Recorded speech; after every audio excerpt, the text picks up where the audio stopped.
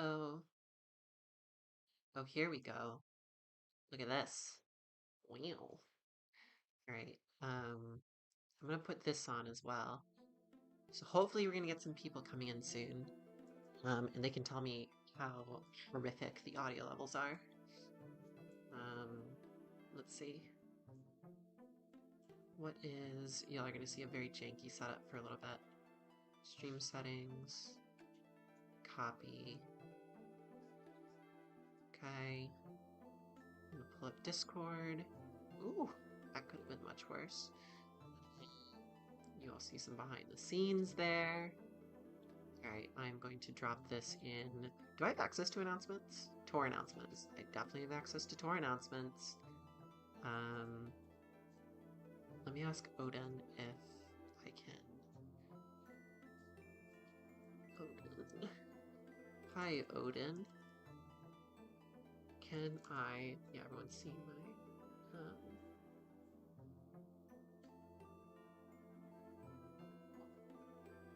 That's fine. Everyone can see my messages with Odin. Who gives a shit?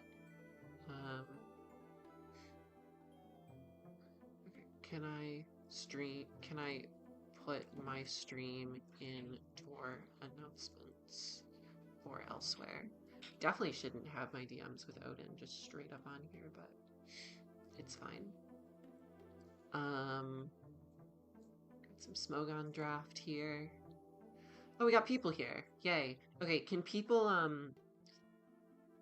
tell me how the audio levels are? If A, if my voice is okay, like you can hear me, but B, if the music should be more, / if you even hear music in the first place.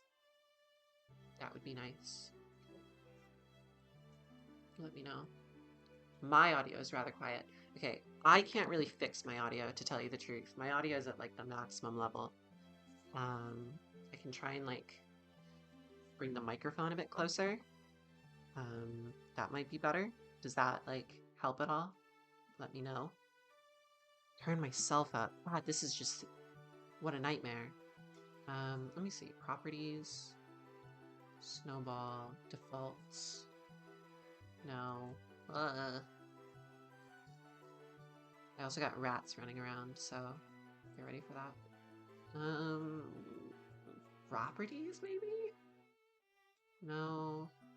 I think it's literally as max as it can be. Unless I can advanced audio properties. Oh, I can do more. Oh, I can do more. Okay. Now, is this getting better? Like, hold on. Am I louder now? I'm gonna go to 5 decibels. Oh, there's absolutely gonna be downtime for a rap feature. Okay, how does this look? Like, am I louder now? I found a way to turn my volume up. This is actually a game changer. I had no idea that OBS could turn my mic up beyond my mic's actual capacities. Right now the rat boys are hunting for Cheerios, so once they're done on their Cheerio scavenger hunt, I'm sure they'll be up and around. Is this louder for me? Like, can you all like, should I go even louder than this? Because apparently I can. System sound. Oh my god. This is always going to be the start of a stream, by the way. I'm always going to be just confused. And then how's the music? Like, is my music listenable as well? Can you hear the music? How did I just do that? Properties? No. Filters. Not filters. Advanced audio properties. There we go. Music is nice. Faint background music. Faint as in I should turn it up, or faint as in like it's nice that it's little. Which probably just means you like hearing my voice, which, thank you. I'll take it as a compliment.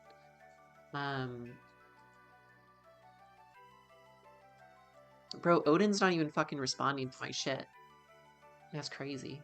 Also, I'm terrified to open any DMs from anyone, by the way. So I'm just going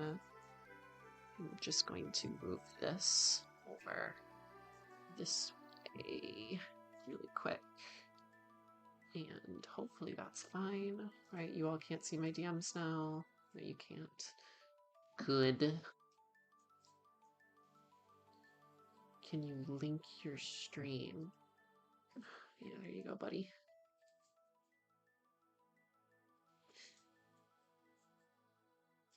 Oh, that's definitely not my stream. Hold on. How do I link my own fucking stream? View your channel. Oh, that's my stream. Fungus! Why are you doing that? Can I copy link address? Nice flyers. Hold on. There we go. Nice. Rat feature. Ready? Okay.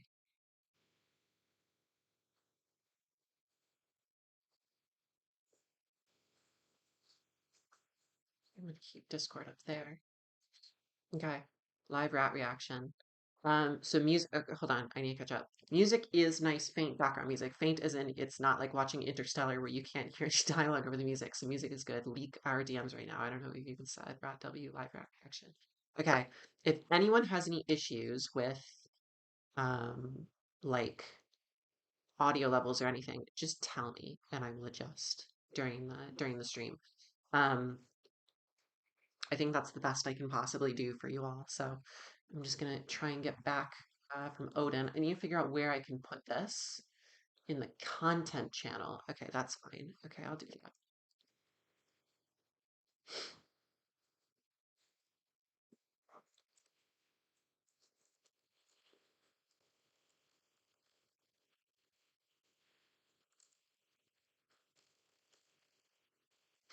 Okay.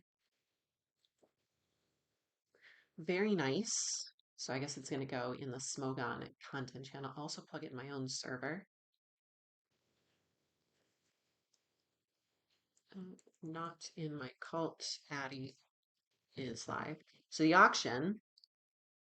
How many people are even in chat right now? Now I'm even curious. Or that's so interesting. I actually don't get. So I've connected my OBS to my live stream, but I can't see the number of people who are here or like likes or anything like that. 12 viewers. All right. Well, 12 viewers and one like is not. That's not me worth taking my time. So make sure you give the stream a little bit of a like. Come on, you all. Um, do better. Um, so hopefully, folks in here know what an auction is. If you've been following me for a while, you know that I've been doing these team tournaments. Basically, a lot of these teams have um, captains. Some of the captains play, some of the captains don't.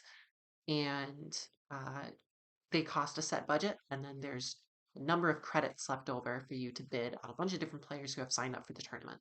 So, some people will go for the minimum bid, and some people will go really high depending on how good they are. And the reason it's so tricky is because in this tournament in particular, or in a usual team tournament, let's say, it's usually just Gen 9, Gen 8, and then some Gen 8, some Gen 7, some Gen 6. In this tournament, it's all of the above, except you can possibly have two matches in 6, 7, and 8. You can also potentially have two matches in black and white, in DPP, in national decks, right? So you have so much to account for on top of just SV.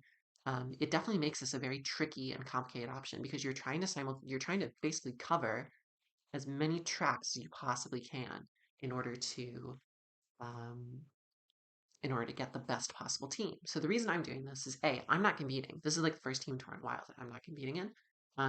Because I'm tired. I'm just too fucking exhausted, y'all. Like, I'm sorry. But I think it's also kind of nice to just kind of watch as a spectator every once in a while. A lot of these people have become my friends now, so it's cool to see everyone kind of go at it and see how it goes.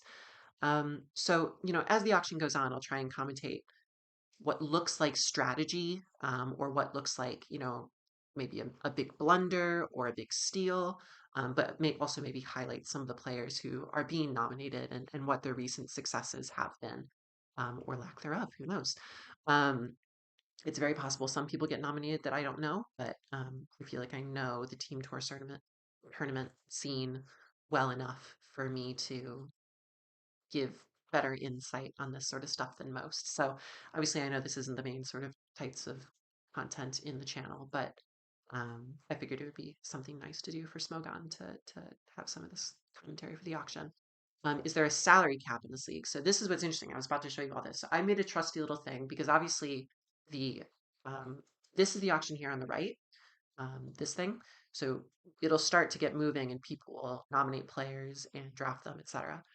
Everyone has to have 11 players minimum on the team. So as you can see on oh, you can't actually see that, can you? Hold on. Let's do this.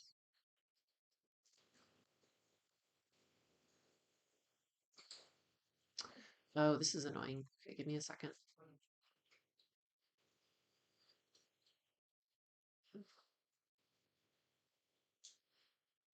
Hmm. All right, I'm gonna adjust this 1 second. Give me a moment.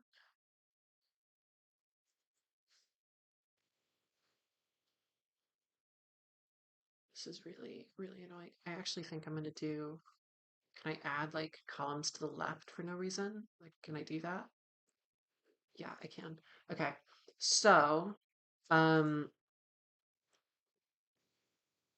yes. Anyway, fucking hell. So much shit to think about. So, yeah. So every team has to have 11 players minimum. Could be more. And the teams here that you see, um, and these are the captains above.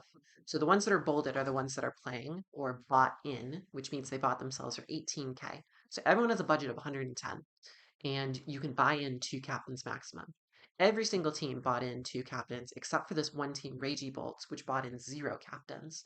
So what that means is that the Ragey Bolts have 110 budget to get 11 players, while all the other teams have 74 budget to get um, 9 players, essentially, or more if you want to do more, right? I don't think there's a maximum. But the funny thing is that because this, I mean, this is so funny, right? Because this team has 35 or 36K more than everyone else. So this team, the Ragey Bolts, has all the buying power. Basically, they're going to get who they want. And all these other teams have created plans about who they want. And the Ragey Bolts can just pick whatever players they want up and drive up the price of all the players that they want and potentially disrupt some of the um, plans of all these other teams, right? Because the Ragey Bolts can afford to drop like, 40K on someone they really want if it truly comes to that, but other teams can't do that, right? So two factors come into play here. Factor number one is that the other teams can be really risky and recognize that the Ragey Bolts are willing to splurge their a massive amount of budget and try and upbid them to the point where they spend so much budget that their budget neutralizes with the other teams. Um, However, the Ragey Bolts also can drop a really expensive player on someone else if that happens, right? So it's risky. Um, and then the other thing is yeah, like I said, they just have all the buying power. So if there's someone they really want, they just have more budget to spend on that player, and that's just. So basically, what I'm trying to say is the plans and decisions of this team right here, who probably all in all have the weakest captain core, like. Uh, and I don't mean weakest to like insult. I just mean like, they're not playing anyone, and they recognize that I don't think any of their players are worth spending 18K on. Um, no offense, but like I'm sure they're incredible support, right? Um, you all get what I'm trying to say, right? They have all the buying power, and it's really a question of what they do is going to inform the starting point of this auction. And likewise, if they sit on a bunch of players, or if they get um, really nervous, right? And all of a sudden they're letting big players go to all the other teams. They're going to have 110 budget for a bunch of like, meh players. So they might end up with like a massive team of like 16 players of lower budget if they don't if they aren't willing to spend big, right? They have the budget to spend big. They should be willing to spend big. And they should be stacking strong players on top of strong players. And that team has a lot of potential. This is basically a team of support captains, and then the rest is a mystery. This team could be literally anyone, so it's going to be really interesting to see what happens. Some other teams worth highlighting: Glop, Loki P, L5. The L5's not buying in this time. Boys, more rats. Hello. Um, yeah. So L5 isn't buying in this time. It's Glop and Loki P. Loki P and is a really great captain. I think this is Glop's first time captaining. Both very good players. Glop, I would say, is much better than me in Swish. We have Sage and Violet River. Violet River is a Smogon player. Sage is one of the better SV players. Kyle and Odin as well. I'd say Odin's one of the better Usum players. Kyle's one of the best SV players. Sammy and Subtile Scythe, I know very little about those two. That's probably the captain core I know the least about. But in spite of that, we'll see what ends up happening. I think some people have been saying, was it worth it for this captain core to actually buy in? Because statistically, these two captains are not on the level of, say, a Glop Loki P, but they're spending the same price to buy in. So, should only one of them have bought in to maximize more buying power in the auction? I don't know. IA and chipboard, Gen 7 and Gen 6 mostly. So they're going to be looking for a lot of SV players. Theo and 100 is really funny because these are two Sword and Shield players. So what I imagine will happen is Theo will be playing a different gen. So they're going to be looking for a lot of SV players as well, probably. And then Agency and TDG. Agency I teamed with last year. TDG as well. They're both kind of crazies, but they're both really nice people as well. So two very, very good players that also are going to be interesting. It's Agency's first time managing, and I know TGG is a very aggressive bidder as well. So he might be one of the people driving prices up in the auction. And that's sort of the strategy of the auction, right? Is like, there might be a player that you don't want, but you don't want your opponents, your other teams to get other players for cheap, right? So you might not want, say, I don't know, Jake, right? Like, or Rye or Gypsy King or whatever. But you don't want them to go for like 15K. So you might want to upbid them even further. Anyway, let's answer some chat questions. Sorry, I've been ignoring you all. How much do you think the Raging Bolts are going to spend on Spouse Owner 69? If they buy Spouse Owner 69, then they're going to lose. Hi, Daria. Hi, Will. Hi, uh, Nick. Oh my God, good luck. Or actually, you're not playing in the auction, are you? Agency TGG is an absolutely psycho team, and it's possible it gets even more psycho. We'll see. Subtile Scythe recently won the Usum Smogon Tour. Interesting. Well, that's nice. That being said, like I know Sammy CE is Usum as well, right? So that's already a conflict in what tier people are playing. Everyone's saying hi, Addie. Oh, hi. Oh, that's sweet. Very fun. All right, well, good luck to everyone. This is really exciting. Anyone under the radar you think might get drafted or make their tour debut? I'm always rooting for the Wi-Fi people. So Diet Tight is someone I'm really hoping for. Um, Nova is someone who I really would like to see. Ellie, Owen, um, Jesse. Obviously, Jesse gets drafted quite a bit, but still think he would be good to go. So Sage and Violet River are up first. The way it works is you nominate a player. It doesn't need to be a player you want. In fact, sometimes it's strategic to nominate a player you don't want. It's just who's going to go up for auction first is the idea. See, we'll find out. The other thing is there's a timer, right? So I think you have 10 seconds to make a bid and 30 seconds to make a nomination or something like that. So it's possible that you can make mistakes in the auction just by um, being time pressured. The other thing as well is that, hi Dougal, and hi Teresa. The other thing as well is that word sentences is that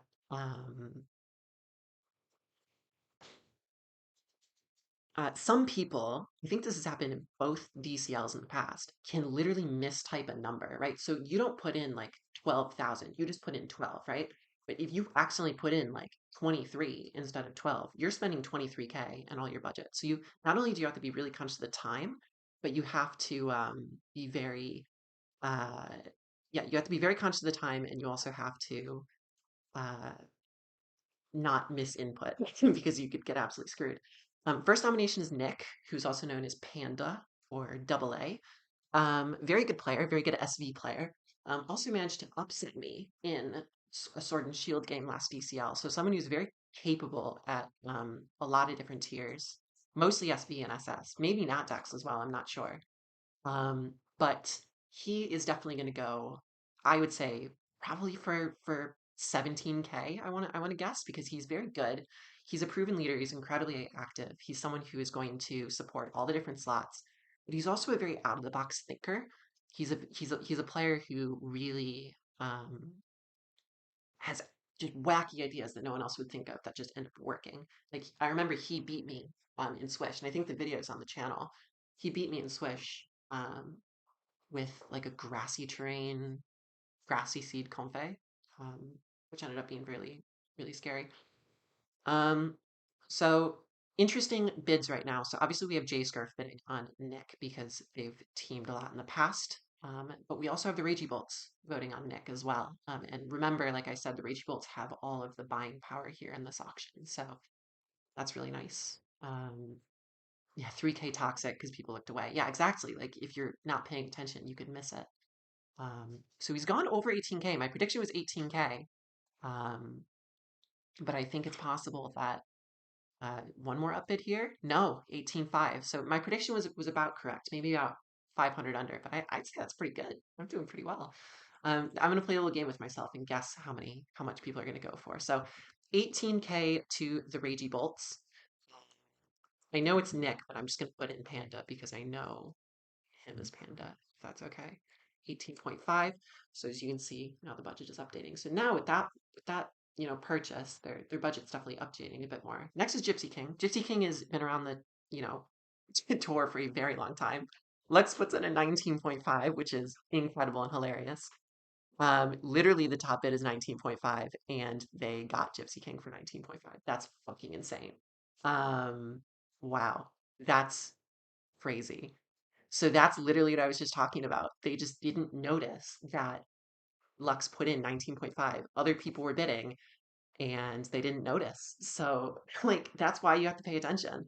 And Gypsy King is now gone for under 20K. People were predicting for him to go for far more than that. So that is crazy good. I would say. Gypsy King, 19.5. That's the type of shenanigans that can happen in the auction. And people have to pay attention. You have to pay attention. There's no way you can restart that. You have to pay attention. That is so funny. So you all can see what just happened there, right? Like Lux put in 19.5. Maybe you could have put in a little bit less, right? But I think everyone was thinking he was going to go over 20K. No one paid attention. And now Gypsy King has gone for 19.5. So that's it. I mean, that's literally just read. Like, there's, I would be stunned if they restarted it over that. I would be stunned. Like, that's on them for not reading. Like, why would this not be legal? Uh, it is legal. It's just people not upbidding and being stupid, and that's what they get. Yeah. If they restart it, that would be insane. Um, no, there's no way. Everyone's like redo because they think it's ridiculous that they just got it for 19.5, but that's on everyone. It would be absurd if they redid it. That would be really dumb. Yeah, they just bid 19.5 off rip. Like they bid before the draft thing. I don't even know what that says. Yeah. No, that's if they redo it, like that would be I think kind of an injustice. Like literally read. You can't bid before nom? What are they saying happened? Yeah. So they bid nominated Gypsy King for auction, 19.5. Yeah, that's it. They did it instantly after nominating. But yeah, that's on them. That is definitely on people. Absolutely not. Oh my God, everyone's saying redo because I genuinely don't think it's a redo. Like as the neutral party here, like as the neutral party here, like you can't redo it. Like it's on them for not paying attention. Um, Absolutely not. I think it would be absurd if they redid it. That is on everyone. That is on everyone else. Um, it totally is. I literally watched it happen in real time and I was like, why is no one bidding above 19.5? It's a million percent on them. If I can notice it, then they can too, you know? Um, they did it within their abilities. Yeah, it's gonna be broken if they get it for 19.5, but that's what it is. There was a countdown, it said 5 seconds left, it is what it is. Like there literally was a countdown. Um,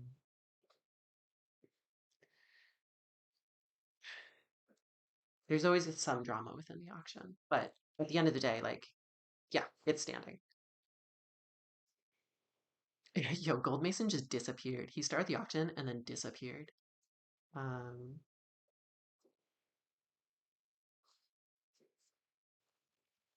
I'm pretty sure I can't say anything in chat, but yeah. Yeah, I mean, it's like it's on. I noticed it as it was happening, and I watched the countdown happen, and that's what I commentated. Like, again, that's on them. Like, that's got to be on them. Is the music coming through? Let me see.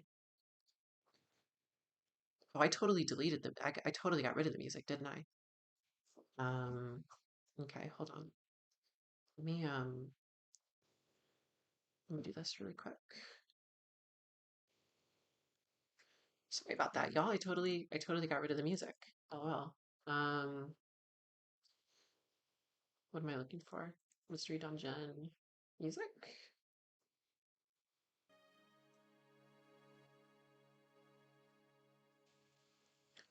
Good stuff. Um, yeah, it's literally got to count. Um, James King got nom for 19.5K. Oh, wait, what? You got and people didn't see that it got nom, so we were trying to up it. Like 10, 12. Snowy.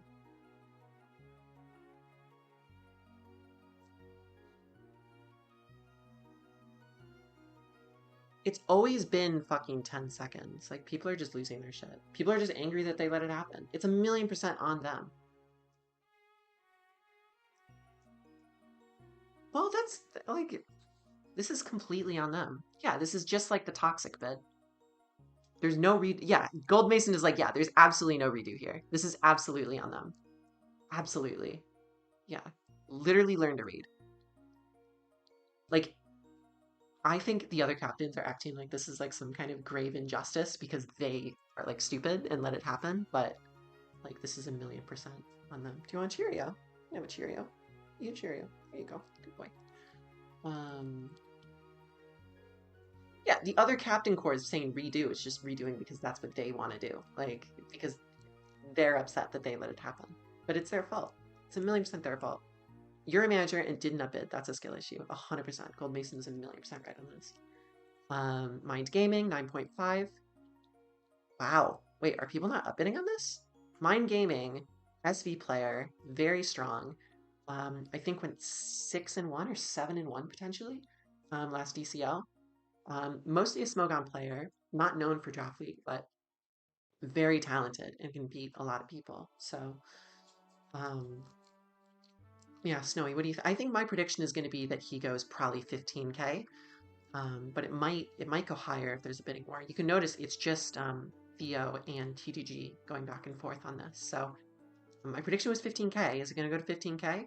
I think TTG is up bidding this year.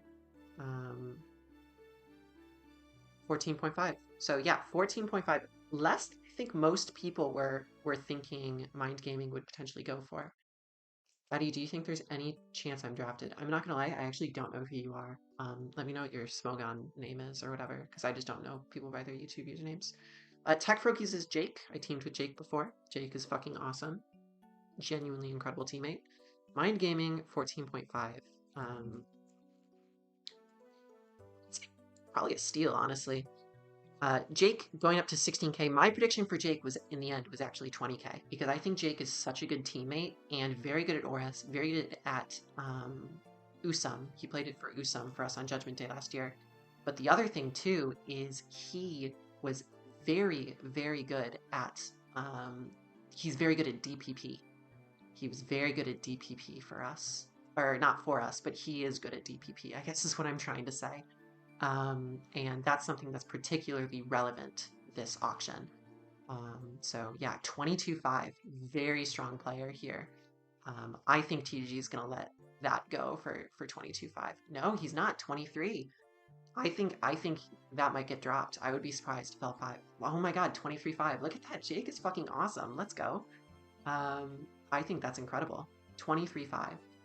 There are other Usum players, right? Like Undead and things. So Jake, 23.5. That's an absolutely monumental price. But I think that is more than anyone last DCL potentially went for. So I'm going to say Jake. I know some people say Tech Frokies, but I'm going to say Jake.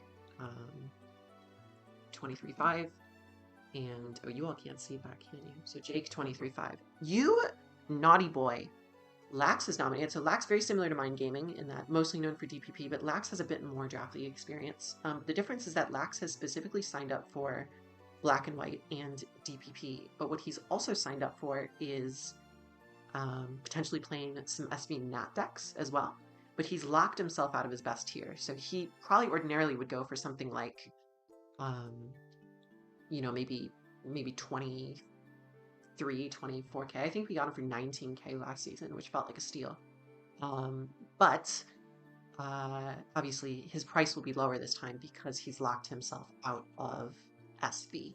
And SV is, again, is the strongest tier. Now, obviously, like the agency TGG team doesn't really care because they, you know, they already have a strong SV player in agency. And I think same thing for the Ragey Bolts bidding on it because, oh wow, Lax just only went for 13K and is going to go with Mind Gaming. So that's Mind Gaming plus Lax on that team. I think that's actually kind of insane. I think that's an insane combination because Lax and Mind Gaming are very good friends. I think they're going to strengthen each other. Rob Jr. for 10K. I'm not gonna lie, this might just go. This literally might just go. 10.5. Wow. Okay, someone bid at 10.5. That kind of shocks me because I think Rob Jr. is not very active. He's a good player. He can beat anyone at the top level, but he's not a very active player. So I would be surprised if, yeah, 11K Rob Jr. It sounds about right, to be honest. Like, I thought he was just going to nom for 10, and then that was going to be it. So we have Tidal up. Tidal, very strong player as well. Someone who plays Usum, plays SS. Very active, very good. Tidal interviewed me for a little Smogon thing, and that was fun. Let's see. So I think Tidal's probably going to go for like 15, honestly, because I think a lot of people really rate Tidal. Trick of Eye, Tidal was on the Swish Trick of Eye team for the Swish Tour and was incredible. Then I think Kyle obviously really rates Tidal as well. So it's going to be a bidding war between Trick of Eye and Espada of Ruin when it comes to Tidal. Will Tidal go for 15K? That's the question. I think it's possible. Yeah, absolutely. I think Tidal might now go a little bit higher. I think Tidal's probably worth 15K, but because it's a bidding war, Trick of Eye is really looking to get a strong player. I think Kyle and Odin really see that a combination of Tidal plus Gypsy King would be very strong because it's two very active players. Gypsy King's very good at Oris, Tidal's very good at Swish and Usum, but Trick of Eye gets it. Trick of Eye gets it for 16. So I think I would have gone up to like 17.5 on Tidal if I was Espada of Ruin, partially because you got Gypsy King for such a steal, right?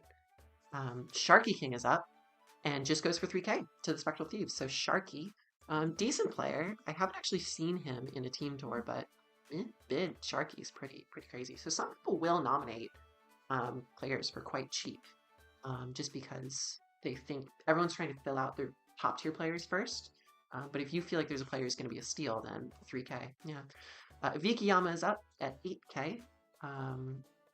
Vikiyama, I think, is one of the better black and white players. I think some people were saying she's the best black and white player on Smogon, but I don't think has any draft experience. So I think it might stop here at 10K. 10.5, wow, okay. So people are really looking for black white. I guess the advantage, because it's pick the tier that you play in every week. So each team picks 3 tiers that they play. If you get a really strong black white and you're going against a team that doesn't have a strong black white, getting a Vikiyama for that price and choosing black and white every week can be an advantage, just because, you know, even though Vikiyama hasn't played a ton of draft, very talented, very proven player, and someone who can probably beat most people. So a Vikiyama at 11K actually, so very interesting. And Toxic is up. Toxic can pretty much play any generation, so that's really cool.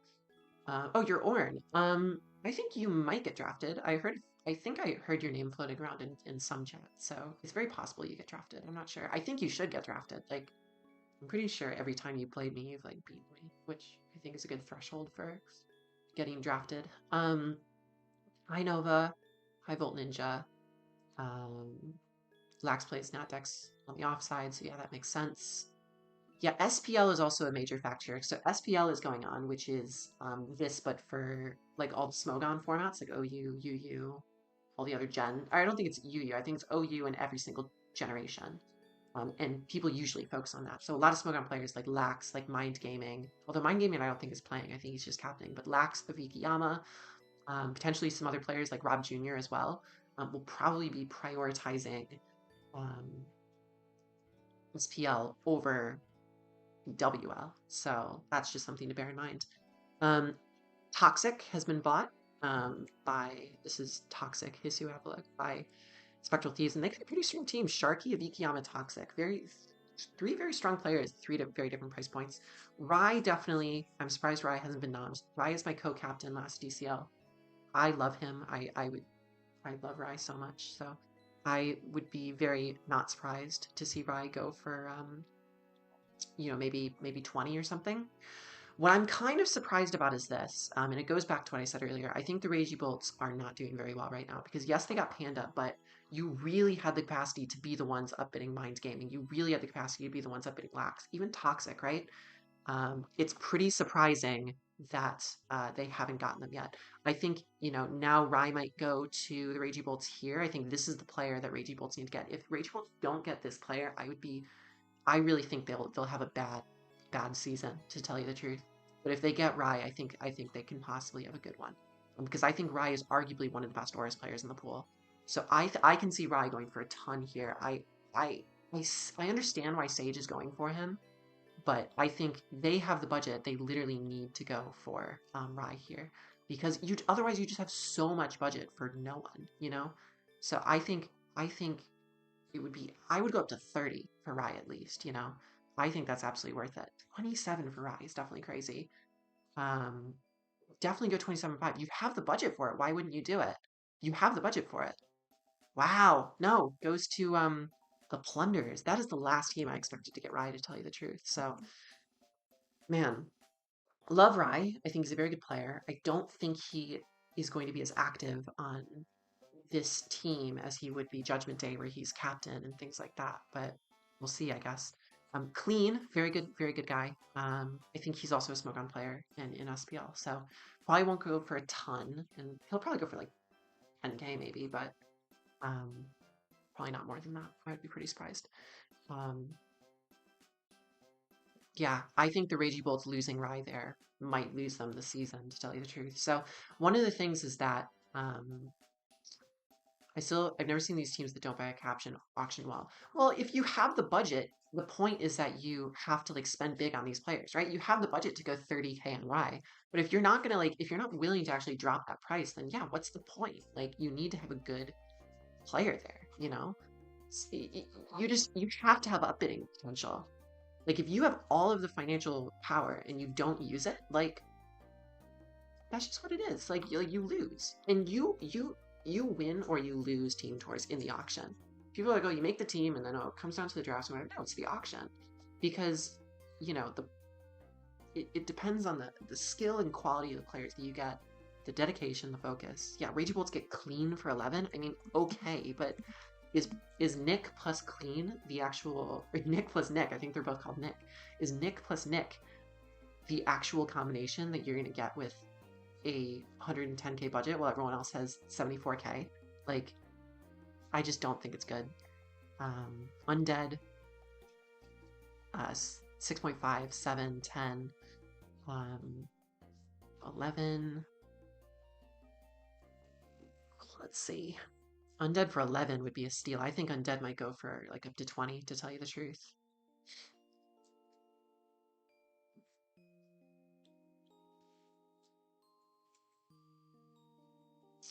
$13 would be cheap. 13.5 is even cheap. 14, yeah, definitely. I think Undead could. I would say 18 is my final prediction. I think 18K for Undead would make sense because he's just a talented player, sort of plain and simple. 15, really? That's it? Okay, I overestimated Undead. Undead for 15K. I just feel like he gets underrated in these tours, though. He always does really well. So Undead to Trick-a-Bye. I don't think I've ever seen Undead on Trick-a-Bye, so that's really cool. And And yeah, that's it. So Trick of Eye looking pretty strong. Tidal and Undead, pretty strong combination. I think the team looking the best right now, honestly, is this Better Call Saul team because Theo and 100 are already two of the best players in Swish. So one of them is going to be dominating Swish. Lax is going to be dominating Nat Dex, one of the older gens. Mind Game is going to be dominating SV. And then you have Theo, who can flex between Usum and SV as well. So already, like, so many bases covered just with these top two picks. I think by far Better Call Saul is looking the strongest right now. But obviously, some teams haven't really filled out their rosters. Like Spotto Everyone still has some potential with who they pick up. But I think what's difficult is you have a lot of these strong players. So who hasn't been picked up yet is like a big question as well. Like who can still get nominated? Let's take a look. Oh my God, so many players. It's hard to say with this few like with this giant thing. Fac Luigi. Yeah, that's not the player that I was expecting to get drafted, but fair enough. So again, this goes back to that strategy of like, do you just get a player who you find to be kind of potentially worthwhile and nominate them early, even if you think they word sentences, even if you think that they uh,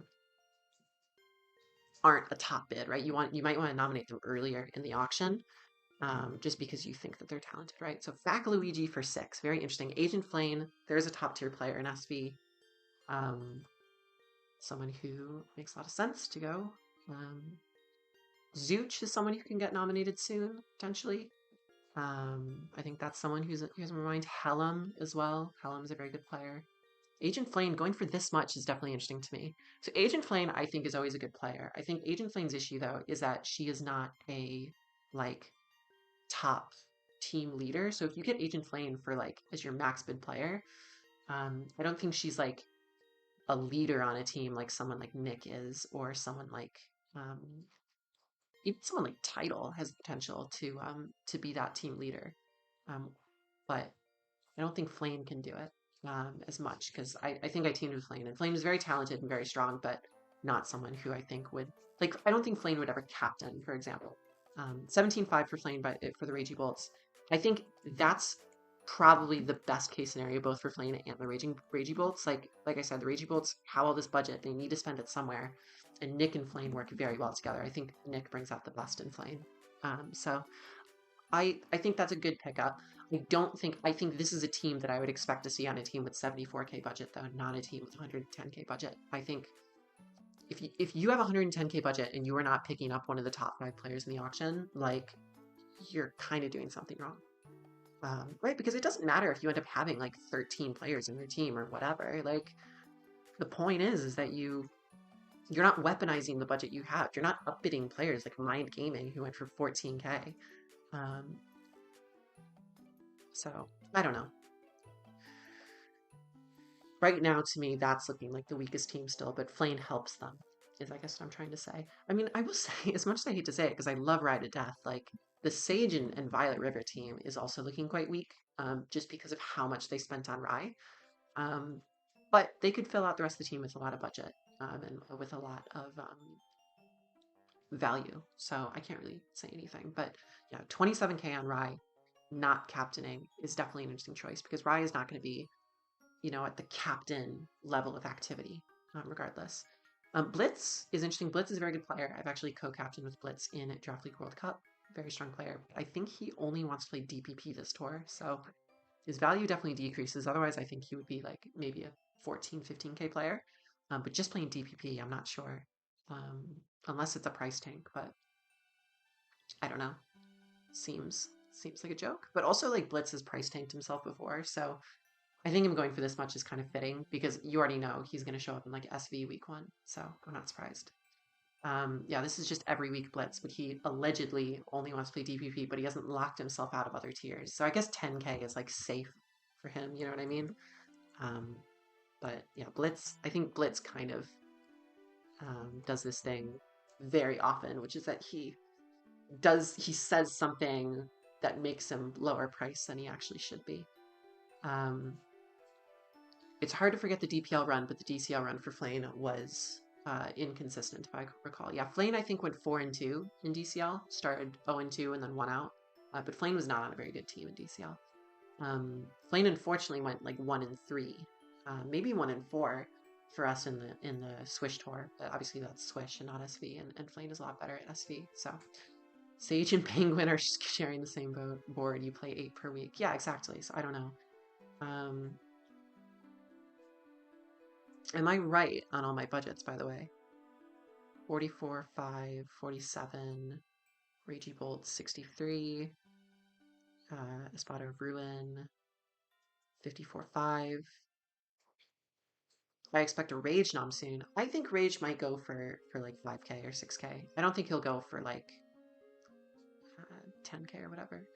Slick is here. Love Slick. Slick is a longtime friend. I think Slick will go for about 10. That's my prediction at least. Oh, Wombo. Wombo's the player that hasn't been nominated yet, because Wombo is one of the best players in the pool, and no one has taken Wombo yet. So that's someone very interesting. Yeah, interesting that Wombo hasn't been nommed yet. Very interesting. Slick at 10. My prediction was 10. I think Slick's a very good player, and I think what's interesting about Slick is he's best in Auras from what I've seen. He has a lot of upset factor in Auras. Like he can beat like Rai, and he can beat Jake in Auras. I don't think he has as much upset factor in like Swish. Maybe in Usum. I haven't seen him play Usum, but I think his strongest tier is definitely Auras. So, you know, if he's picked up, I would like to see him play Auras this tour. Because I don't think he has been playing Auras for a while. No jumping. Look at my 2 rats. Triggerby and BCS have wrong budgets. Okay, so Slick Panther went for 13 and 5 to Ragey Bolt. It's fine. I just don't think this is the correct use of like getting a bunch of like I don't want to say middle tier players, but like middle tier players for this much is probably not the right call for them. Habita, very strong SV player. So what's wrong? The Trickaby is wrong. 63 is what Trickaby says. It's 43. How did I do that? That doesn't make sense. How is it 43? Oh shit. Okay, yeah, it is wrong. Newt, please get off the fucking counter. You crazy boy. Oh, shit. Oh my god. Hold on. One moment.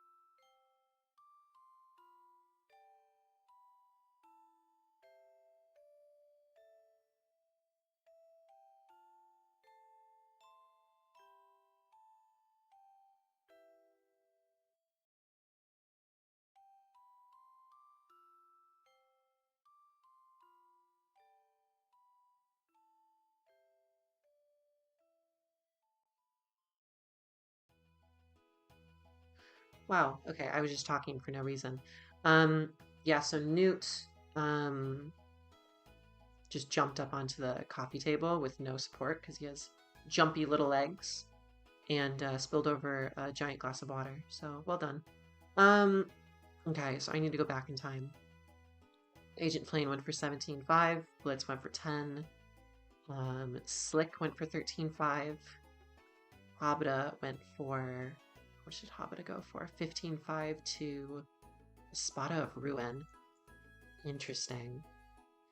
I mean, Habita and Gypsy is a good combination. I don't remember the last time Habita had a good tour, though. Maybe I'm misremembering. Castelia to the Plunders for 11.5. I'd say that's good for Castelia. Castelia's a good player. Nerf for 3k, I think, is a steal, to tell you the truth. Nerf for 3k is awesome. Very strong Usum player. Zooch, 11k. I think that's exactly how much I thought Zooch was going to go for. And he went to a spot of Ruin, so I'd say that's also pretty good. So strong SV. Zooch plus Kyle and SV is very strong for a spot of Ruin. I think a spot of Ruin is looking fantastic right now. Jimmy G to the Ragey Bolts for 8k. Interesting. This team is going to be a lot of players.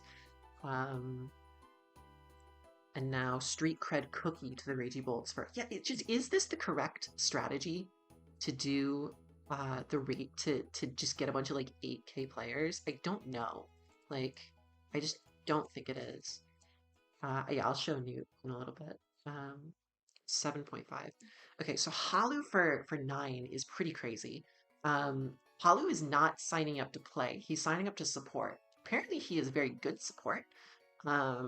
I don't know how much I would ever pay for a player who you're not putting in an actual game. I think that's insane. 9k? Yeah, this looks terrible. This team looks absolutely awful. Sorry. Okay, Wombo is here. So Wombo is very good. I think probably the best player left in the pool who hasn't been nommed yet, and I am interested to see who goes all in on him. Yeah, really interested to see what ends up happening, because he is a very good player. Let's go through some more some comments. Yeah. Let Newt ride the counter. We deserve Newt. The world's at peace until Newt attacked. Hooray and Zooch, out of your muted. Okay, cool. I would die for Newt. I'll show Newt in a little bit. But I haven't been nommed yet. Did you speak? Sorry. So Wombo to 18k for Spectral Thieves, I think that's pretty good, to tell you the truth. 18k for Wombo. Pretty good. They have black and white. They have Sharky. Newt, why are you on the counter? Get off the counter, Newt. Oh my god. Hold on. I'm gonna show you to the world as the culprit that you are. Look at this boy.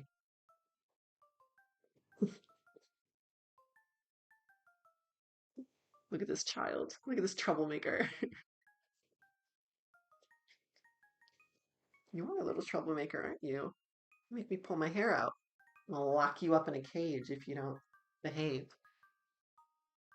Do you want food? Is that why you're doing this? I'll give you fucking food. Jesus Christ. Okay, Ryan and Ditto for 4 or 5. Sure, Ryan and Ditto's okay. Here, take all the food you want. I'm totally not rewarding your misbehavior. Let's see.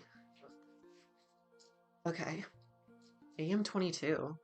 Good player. So Ryan and Ditto for 4-5 to Better Call Stall.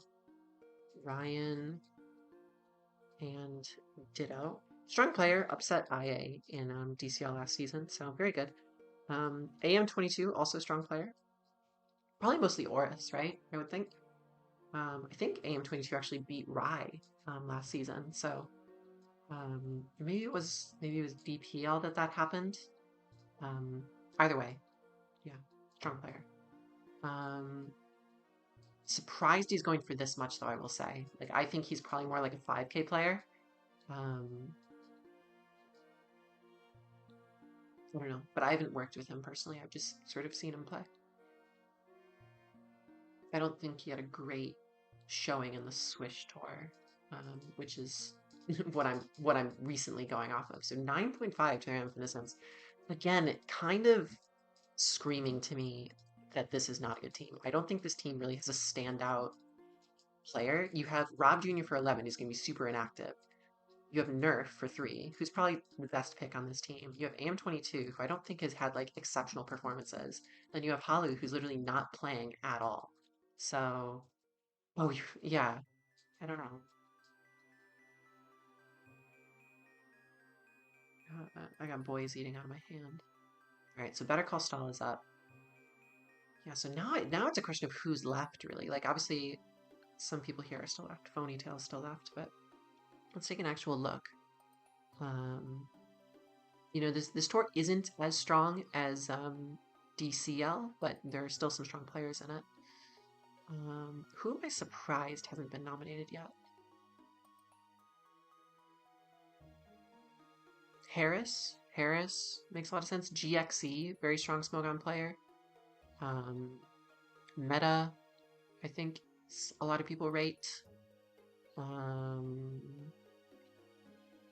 don't know. Lejon Flames, Impulse, Sablo. Sablo's probably gonna get nommed sometime soon.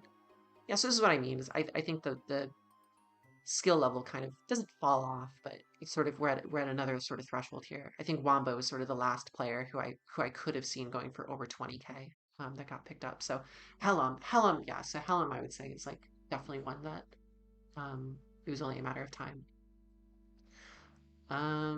Lax has been nommed. Lax went to Better Call Stall. Helm 13K. I actually think this Ragey Bolts team does not need Helm, right? Do they?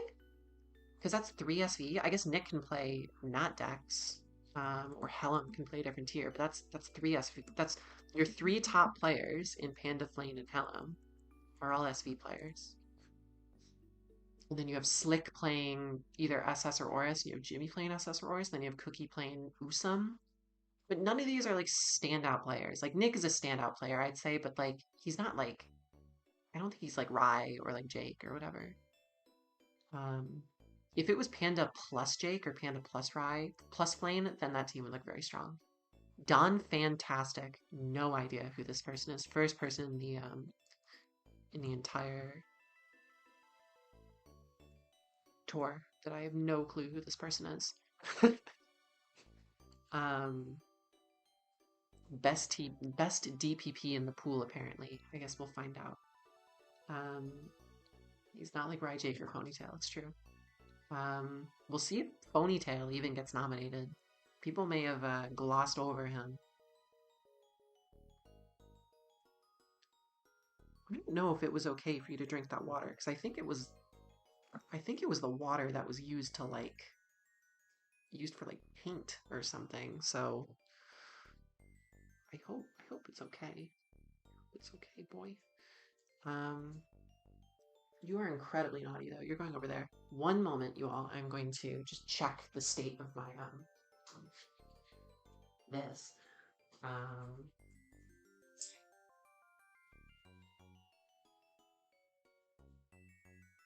Make sure nothing is like dripping off the side or anything.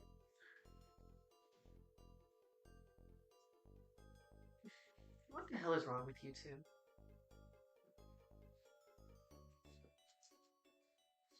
Okay. So we got Don Fantastic still. Still no one's nommed. Incredible. He reached out to 0 captains after the auction started because he forgot. That's pretty funny.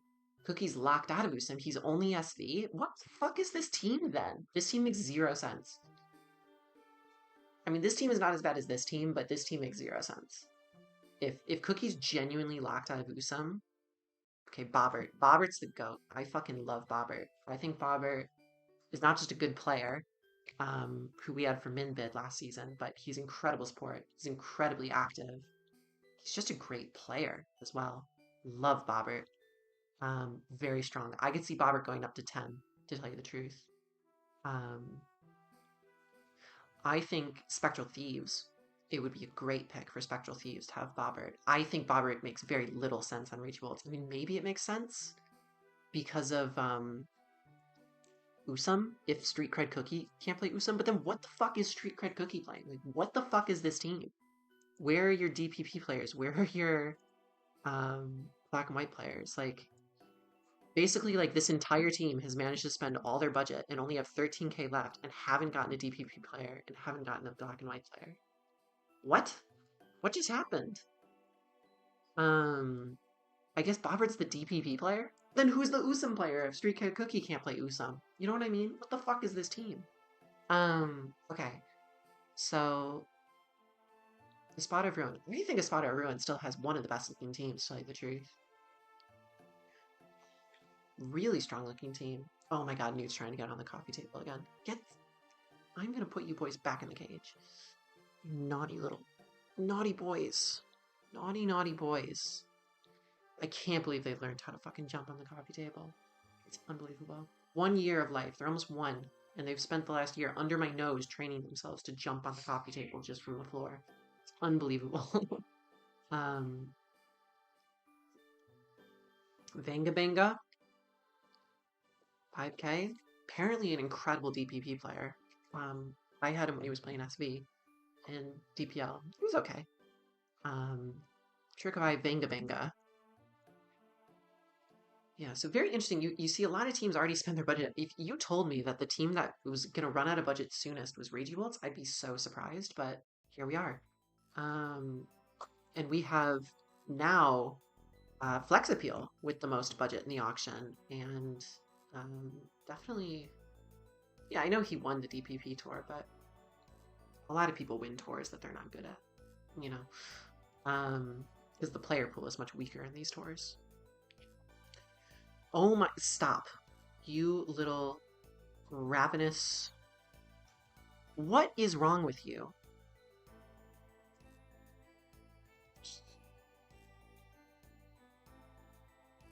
There's Wagon Fruit. I think Wagon Fruit's going to go for a lot. I actually think Flex Appeal is probably going to take Wagon Fruit because I know that 6k for Wagon Fruit is such a steal because Glop really likes Wagon Fruit. He's a good player. Yeah. Definitely looking strong, the Flex Appeal team. I don't know much about the Fat Luigi player. I know that a lot of people think he's very good and kind of a steal. I think 6k is maybe a lot for a new Team Tour player, but getting Wagon Fruit for 6 definitely equalizes that a bit.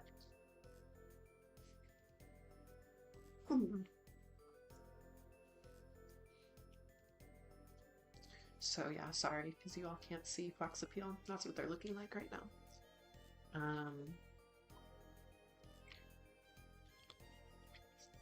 Yeah, I was expecting Wagon Fruit to go for like 10, so that definitely equalizes how much Pac Luigi went for. You boys are insane. You all are crazy people. You knock over the water. You're just nuts. You're just nuts. You're just nutty little boys, but at least you're warm when you can warm my hands up. You're like little hot potatoes. What did Gold Mason say? Street Steve Flutter Bliss nomination. It's crazy. The next Street over nominated. That's pretty good. Stop it. Oh my god. What is wrong with you?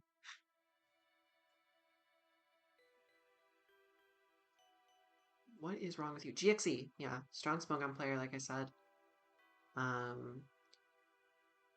think Spectral Thieves are still looking for SV players, for a second SV player, so that might be good for them. A lot of people looking to get him, actually. He might go for like 10k. You are insane.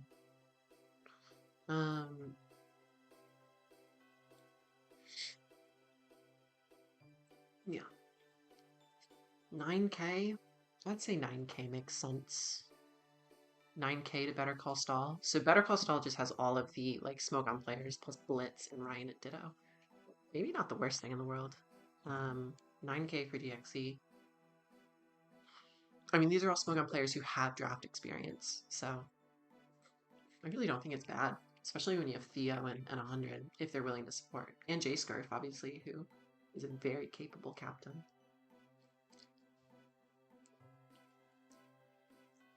Does anyone still need a black and white player? I think a lot of people still need a black and white player. Drukavai still needs one.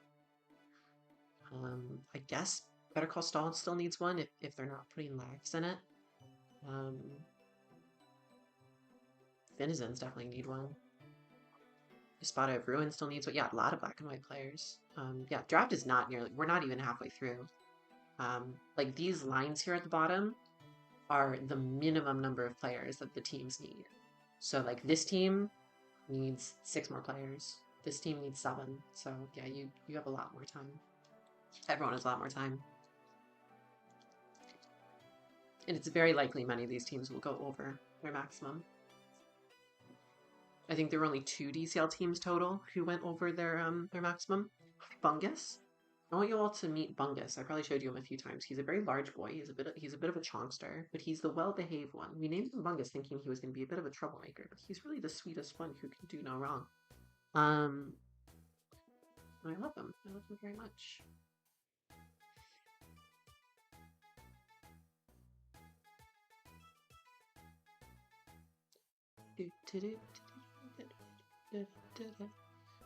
They are taking a long time. I think Espada of Ruin is still looking very strong, I gotta say. Ayanfa. So this is someone who I've been told is a very strong DPP player.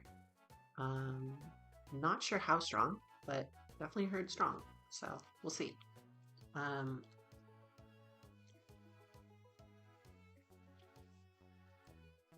cannot comment on this player, though. I've just heard through the grapevine that they're decent, so who knows.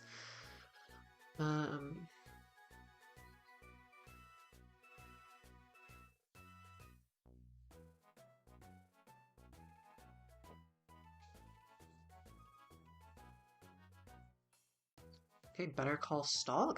I didn't even see Better Call Saul was like bidding for this person, so fair enough. Ayanfa for 7. So that's a DPP player. Which is interesting. So I guess that definitely means that Lax will be playing. That definitely means that Blitz fucking price tanked himself for sure. Oh, good player. Cool. Yeah, I think Blitz definitely price tanked himself, and it'll be Ayanfa playing DPP and Lax playing black and white. Nala's my goat. Nala, no offense to anyone else I've teamed with, Nala's probably my top 3 favorite players I've ever captained. I think Nala's very talented. I think he's very strong. I think he's a creative builder. I think he's active. I have nothing but good things to say about Nala. He went 9-0 in Draft League World Cup on Team UK, and single-handedly was the one who definitely brought us to finals. Like, he won all the clutch games and stuff. So, incredible player. And ton of upset factor, too. I think he beat 100 in Swish, which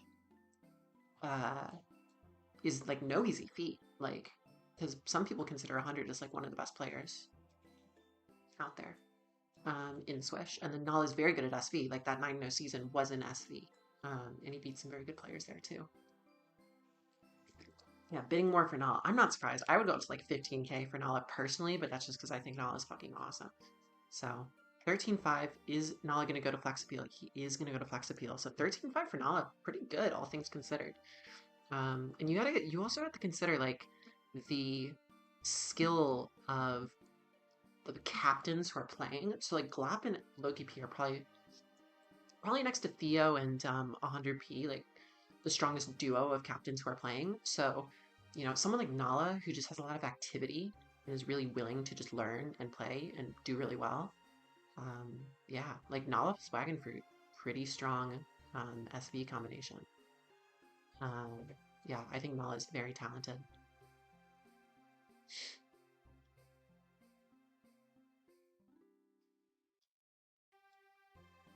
Oren, I really feel like you're overlooked, which is kind of crazy to me. Like, I saw you in the signups, and I was like, has he signed up for, like, some of these team tours before? Because I feel like I would have picked you up if I saw you. What? Who? Who is B. Cheza? I think I would be surprised if anyone up in B. Cheza. This team looks ridiculous. This team looks unbelievably strange.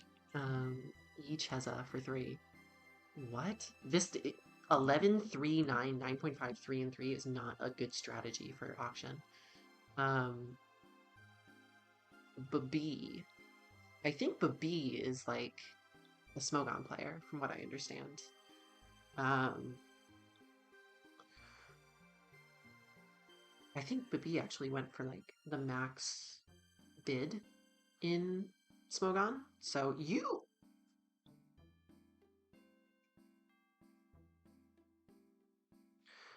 Yeah, so very strong player, clearly. But I don't know if they have any draft experience. I don't think they do. So it's a bidding war between two teams that, well, it's bidding war between booty chasers who literally don't have anyone. Booty chasers? Or is it Pacific Log Plunderers? Okay. Pacific Log Plunderers. I guess they changed their name. The B 8.5. Very good Smogon player. The Rage. Here we go. I think someone in chat was talking about the Rage. I think Rage might go for 10. I don't know if I've ever seen a human being who is more active than the Rage, to tell you the truth. He might be like the most active Team Tour player I've seen in recent memory.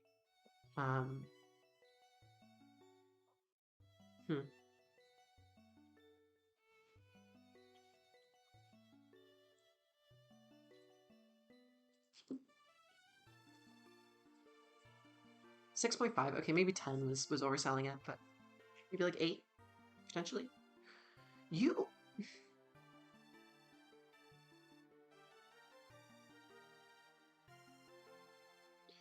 7K. Yep, fair enough. Makes sense. Trick of Eye, 7K. I think that's a good pickup. To tell you the truth. Some activity, some skill across various gens. Dawn Midst for 3 to the Raging Bolts. This is not impressive. Unfortunately, because there's a lot of people I like on that team. Fogbound Lake. What? I don't know who Fogbound Lake is. Fair enough. A lot of players. I expected there would only be a couple players who I didn't know, but Fogbound Lake. Sounds like a Smogon player. Knows DPP, so maybe that's something. Sometimes, if you pick up a player, they'll DM you mid-auction and say, hey, there's this player who's in the pool who you might not know about. So it's possible that someone like a Vikiyama let Spectral Thieves know about this Fogbound Lake person, but it's also possible that they know something I don't. 5.5. Really interesting auction so far. Definitely really interesting. I'm mostly interested right now to see how Espada of Ruin finishes their draft, because they have a very strong top 3, and now it's just a question of who's going to be the rest. No, I'm not playing, which is why I'm doing this stream. He's an SPL DPPOU player. That's interesting. So what the fuck is this? Blitz has to be price tanking and just said, oh, I'm only going to play DPP, and then they're going to slot him in SV every week, which would be hilarious. And, like, ridiculous. Like, how many times can Blitz get away with this?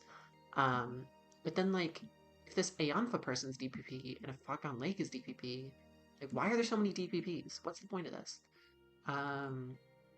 Glogs. You have no idea who Glogs is. Who is Glogs? I don't even know. Glogs. Glogs for 3. What? Who? I feel like there's gotta be so many better players in the pool, but I mean, I don't know better. Like, I guess I don't know everyone. Still, it's just a little, like, it's a little strange.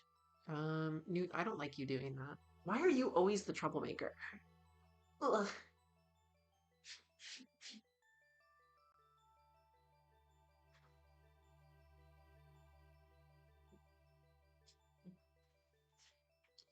Middle child type shit, I swear. Typo. Are you fucking serious? Well, now they have globs. There's no way they typoed. That's nuts. They typoed a random person named Glogs. This might be the worst auction in the history of auctions. Lejon Flames going for that much is wild to me. I think he's a good player. I think a lot of people think he's a meme, but He is a good player and he's quite active, but 10.5 is definitely a lot.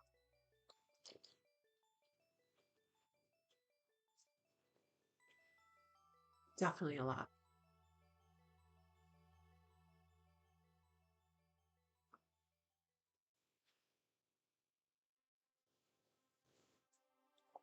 12.5.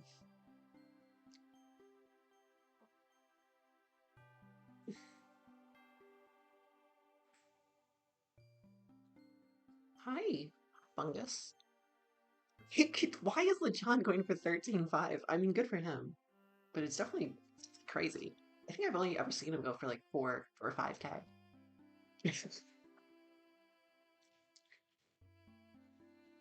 Is he actually going to get to 15K?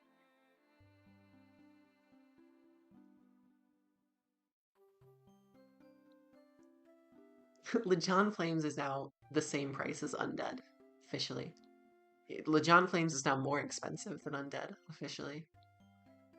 Incredible. 16.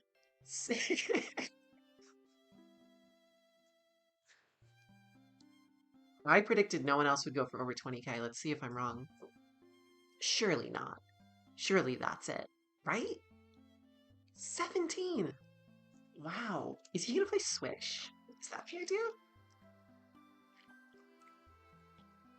That's gotta be it. Yeah, 17K LeJon Flames to the random Finizens.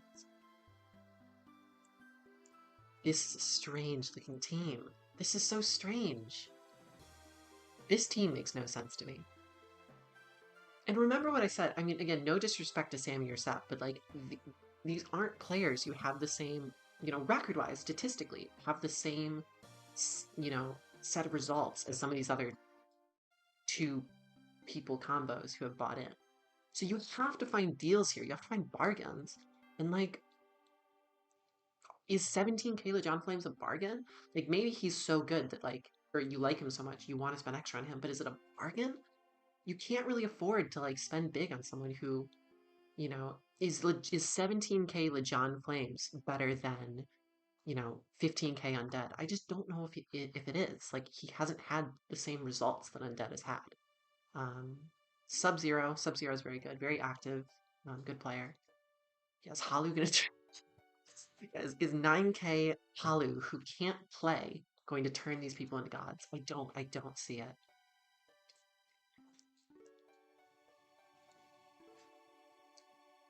Sub-Zero for 10K, I do respect it. I think Sub-Zero is a good player. I think some people were hoping he would be cheaper, but I think Sub-Zero for 10K makes a lot of sense. This is a team, this Glop Loki team has a lot of activity. I don't know much about like Craft Luigi, like I said, but Wagon Fruit, Nala, Sub-Zero, and Jake. This is a team that's going to be very um, excited to work together. Glop and Loki P keep the activity up. I think people are going to be really keen. 3K on Dax. I don't think that's going to go anywhere. Dax for 3K. Fair enough. When you nominate 4 3Ks and just get them, know if that's a sign that your auction is going great. Unfortunately. Um, Ramsey B. I think this person was like a runner-up in a seasonal once. Maybe some potential at 3K. Fair enough. I think he goes by Wyatt, right? Can someone... Yeah, Wombo being 0.5 more than LeJon is insane. Wombo might be a top 5 player of all time, to tell you the truth, whereas LeJon is definitely very hit or miss. Wyatt. I'm going to write Wyatt, because I think most people know him by that, right? So 3.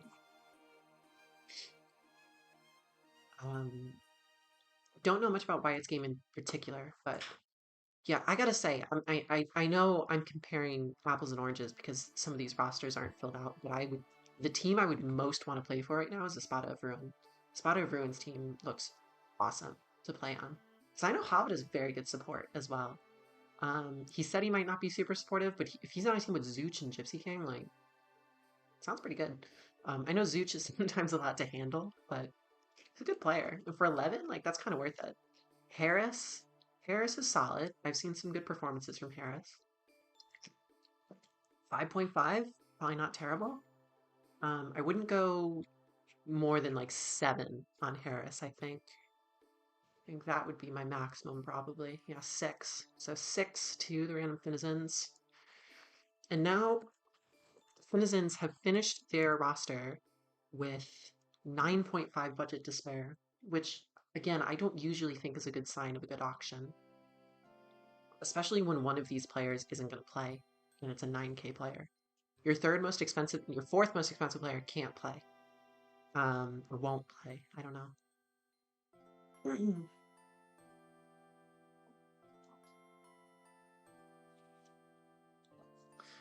I think it's going to be really interesting to see how the Spectral Thieves fill out their team. It's going to be really interesting to see how the Plunderers and the Espada of Ruin fill out their team. Who the fuck is Glogs? I'm so interested to figure out who Glogs is. Let's see, who hasn't been picked up yet? Let's see. A12? A12 is pretty good. Avocado, I think, is activity, for sure. I think A12 is quite talented. Battie's very talented. I think 3K Battie could be very strong. Um, Dougal, obviously. Diet Tight, strong Wi-Fi player who I respect a lot, and just played in finals. Valley's pretty good. Um, Thagos, um, Hacker, Hydra. Hydra's very good. I'm surprised Hydra's not been picked up yet. High Crocs, Nim. Nim is very talented. Surprised he hasn't gone yet. Um, Marshy. I'll look at the rest. Haildra. So there goes Hydra. So Hydra for 6.5. I think that's a good deal to tell you the truth. So I was pretty low on Sage and Violet's team when they got 27k ride, but I think they filled it out quite well. It depends how active this BB person is going to be, because again, I've heard that they're incredibly talented player on Smogon, but just they don't just have a ton of activity. Or I don't know if they have activity or not. They're going to be prioritizing SPL is what I'm trying to say. So, is Sage just going to be able to, cook up a team and hand it to them? I'm not sure, because I know Sage has a very specific style of building that works really well for her. Like, I've tried to use Sage teams before and I just can't. OG Albina, Nazarmat, who else? Meta, like I said, Meta's pretty good. Orn, I think Orn, you should get picked up. Ponytail, um, PZZ, yeah, Rayan. Rayan was incredible. Rayan was probably the best 3K of DCL, so Rayan makes a lot of sense to get picked up very soon, hopefully. Um, there's PZZ. I don't think PZZ is going to go for very much because he's not the most active player, and he is going to be focusing on SPL. So I think he might just go for 3K. Yeah, 3K PZZ. Is it worth it? I'm not sure. 3K PZ, I don't think that can be that bad. Like, PZ is going to go even at least, I would think. Maybe? I don't know. LPZ, I think that's also a Smogon player, potentially. Um, 5, 4, 3, 2, 1. Nope. Might go for a little bit more here. I think the big question for a Spot of Ruin is where are they going to find some of the um, older gen players. This LPZ person, I think, is an older gen player, so it behooves them to spend a decent amount on this LPZ person, I think. Um, 3. No, I think this might become a bidding war, which is going to be interesting. Is this the right person for a spot everyone to go after? I mean, who else are the DVP picks? Like, if they don't get LPZ, I think no. Oh my God. Wow, this is really exciting. Okay. I think Blogs apparently was a mistype. I don't know. What team would I want to be drafted on? I would want to be, as it's playing out right now, I'd want to be on Flex Appeal or a Spot of Ruin. One of the two, I think. Spot of Ruin gets it for 7K. I don't know this player very well, but I do know they're a good Smogon player. So is LPZ nuts? Well, if it's true that LPZ is a nuts good player, then 7K sounds like a bargain on a team with a ton of bargains already. So yeah, Kyle and Odin have just gone bargain after bargain. And this looks pretty good. This looks really strong, actually, for them. This looks like a very, very strong group, I gotta say. Um, Yeah, the spot of ruin starts to look better and better.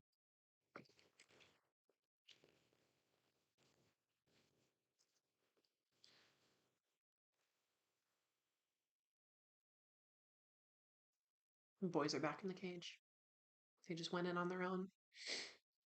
Watashi. I think Watashi's also a good Smogon player. There's a lot of Smogon players who have signed up. I don't think this many Smogon players signed up for DCL, which is weird because um because SPL is going on right now, and SPL wasn't going on during DCL, so I'm not sure.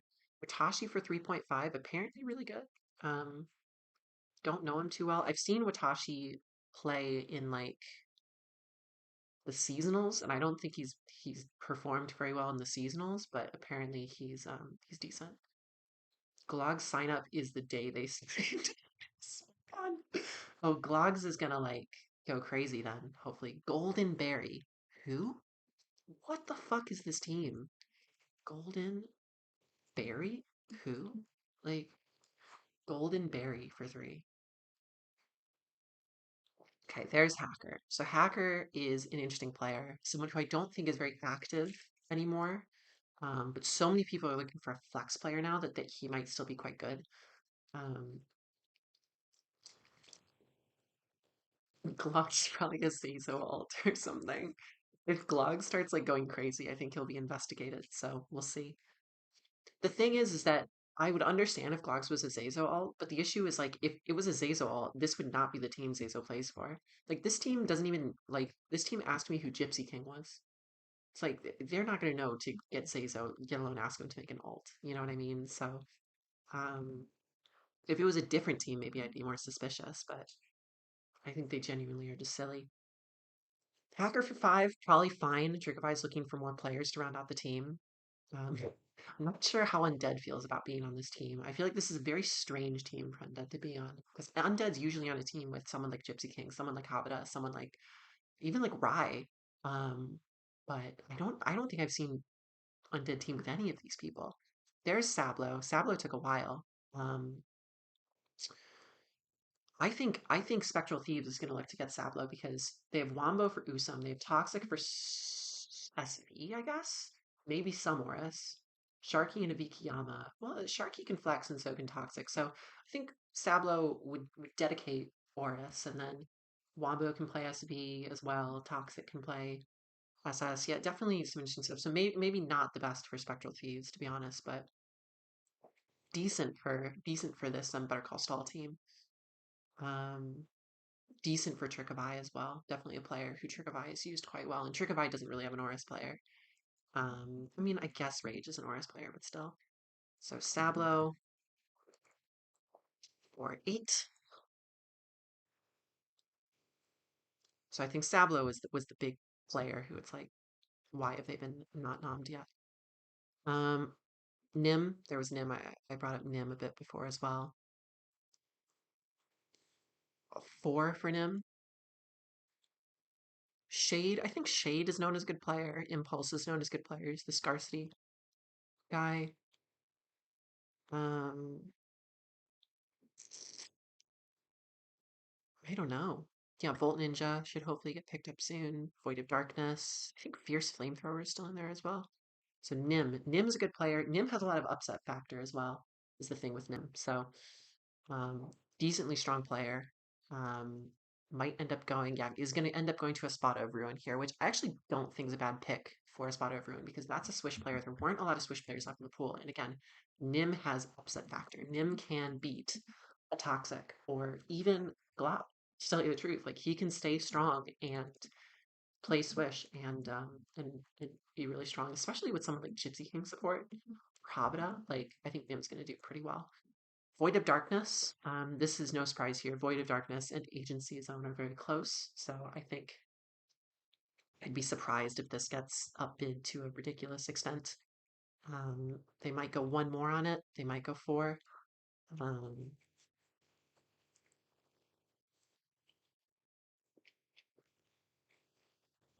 yeah, decent Oris player from what I understand. So yeah, that makes sense that that's the Oris player they're going to go for instead of Sablo. Void of Darkness 4. And bear in mind, you want to have a player to cover any tier, right? Because people can select tiers against you. But you don't need to necessarily have two players per tier because you could just never choose that tier. You just have the player who's capable of it in case someone um, does it against you, picks that tier against you. Or again, I'm really surprised. I don't see anyone in the remaining players who I would say is like miles ahead of where you're at either. Um, I mean, you could definitely start reaching out to people in DMs here. Jeremy, Jesse, obviously Jesse hasn't gone yet. Diet Tight, Owen, um, Marshy, Rayon. Yeah, Rayon, very strong player. I think went 5-0 in DCL or something ridiculous. It would be insane if he only went for 5K here. I think 10K is much more likely. Um, and Spectral Thieves won another SB player. 1 6.5 for Rayon is ridiculous. Wow, 6.5 for Rayon. Very strong, I would say. I would say that's going quite well for Spectral Thieves right now. Naros, no clue who this Naros person is. Um, no idea. But 3K, fair enough. Um, I'm just not impressed. Like you have 4K remaining budget, and some of these 3K players who are solid, but are they worth it when you could have upbid on some other players? And like, who's playing what tier? Who's playing DPP? Is your DPP player actually Bobbert here? Like, I don't know. Um, I'm not sure. CN Corseless, that's Gammon, who's a decent player. I know a DPL player mostly. And that's just going to go to Shurikabai for 3. I think that's fine. Gammon's a good player. Gammon for 3. Um,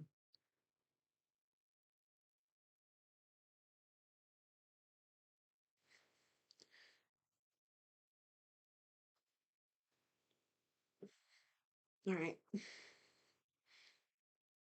Hi, boys. Oh. I'm going to go check on you just in case you drink any bad water. If you won't trip on my skirt, please. Thank you. Are you alive? You're alive. I love you. Are you alive? You look frozen. Or are you broken? All right. Um, A12. Okay, that's not surprising.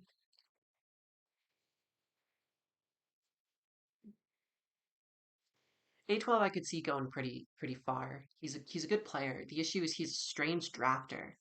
So you would really have to kind of keep him in check. He kind of reminds me of Nazir Matt, in a way, for those who know Nazir Matt, who also hasn't been nommed yet. But very strong player. Beat Zazo actually in Oris in DPL last season. So that's a very strong feat, I would say. Hi, Bungus. Bungus is gonna descend the cage. Or do you want a hand? Do you want a hand to descend the cage?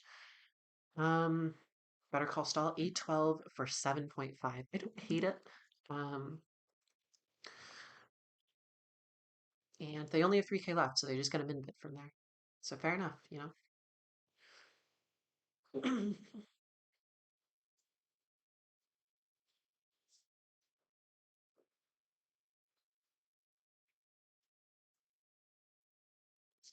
Seraphs is a strong Smogon player. I've been playing in Uber's PL right now, and I think he was like the top bid. So decent player, I guess. Is this someone that's gonna like be crazy on this team? I'm not sure. Like if the whole point is that like you have Halu to do the actual like prep or like to be this amazing sport, then you have players who are like Smogon players who are very talented but not very active, like Seraphs or Rob Jr. or maybe some of these other players. I don't know. I don't know. Is that good? I don't know. Um, Hi. I think I'm gonna close the cage.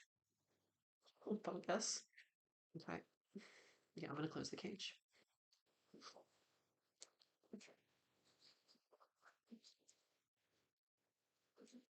There you go. I want to hear from you all. What do you all think are the strongest teams right now? Tell me. Um, Put me in flex appeal. Flex Appeal. Fiend for 3K. Don't know a ton about Fiend, but fair enough. Fiend, 3K.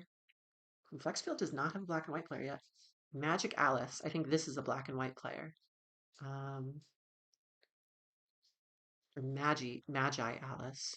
So I think also strong black and white player, someone worth considering.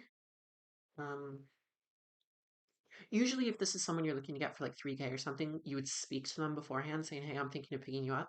So I would hope no one's just drafting a Smogon player without any sort of like, without any kind of like um, word senses. Olivia, not surprising. Um, Probably will not get up bid. 3K for Olivia, fine. Fine. Okay, so 3K Olivia, a lot of overpays. Um,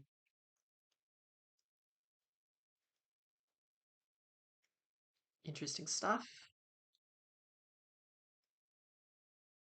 Did I fuck up the... No, I didn't. Okay. Not a ton left.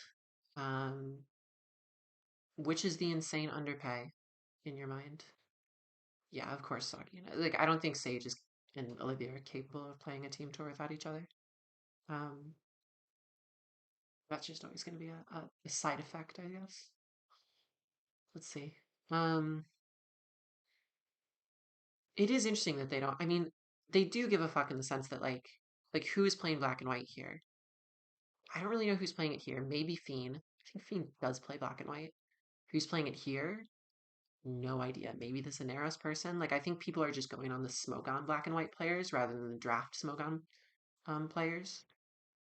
Um, yeah. The Balio run back plus Rye. I think Hydra was on Balio. Was Hydra on Balio? I don't think so. Um, yeah, who's playing black and white in here? I'm not sure. Who's playing it here? Maybe Hacker or the Rage? I don't know. So definitely still some angles. I think this is where the player pool gets a bit sparse, and people aren't really looking for who's the best player in the pool anymore. They're looking for specific things. They're looking for a specific tier or a specific sort of support or someone in particular who works well with particular people. Um, yeah,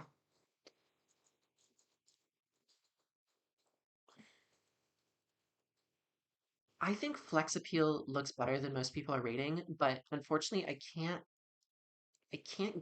say they're like one of the best teams because I just truly don't know much about like Fat Luigi, and I don't know much about Sub Zero. I mean, sorry, I do know. I don't know much about Wyatt or Fiend. Whereas I think some of these players, for example, some of these players are more known factors. Berna, I know Berna's solid. I think Usum player in particular. Yeah, literally just signed up for Usum, so there you go. Did the thing end? Did the oh it did. I don't know. Cozy Mystery Dungeon piano music. Let's see. Oops. Here we go.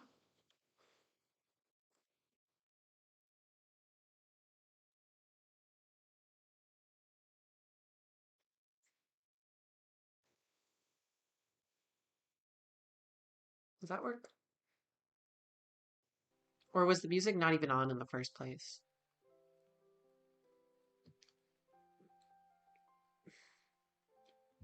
Berna for 4.5 to a spot or Bruin. Honestly, probably worth it. Looks pretty strong.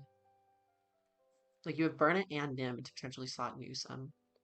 Log Ice? I don't know how I feel about Log Ice. Maybe can play Nat decks, right? Um, Not sure how I feel about these lower price players. Um, hmm. Fagos? Not sure. Might be okay. I mean, I love Fagos, but I don't know if he's had like a crazy tournament recently. Um, we'll go to Trickaby because I don't think Flex Appeal can outbid Trickaby on that. So Fagos for 6.5. I think Fagos would have been much stronger on flex appeal than Trick of Eye, I will say.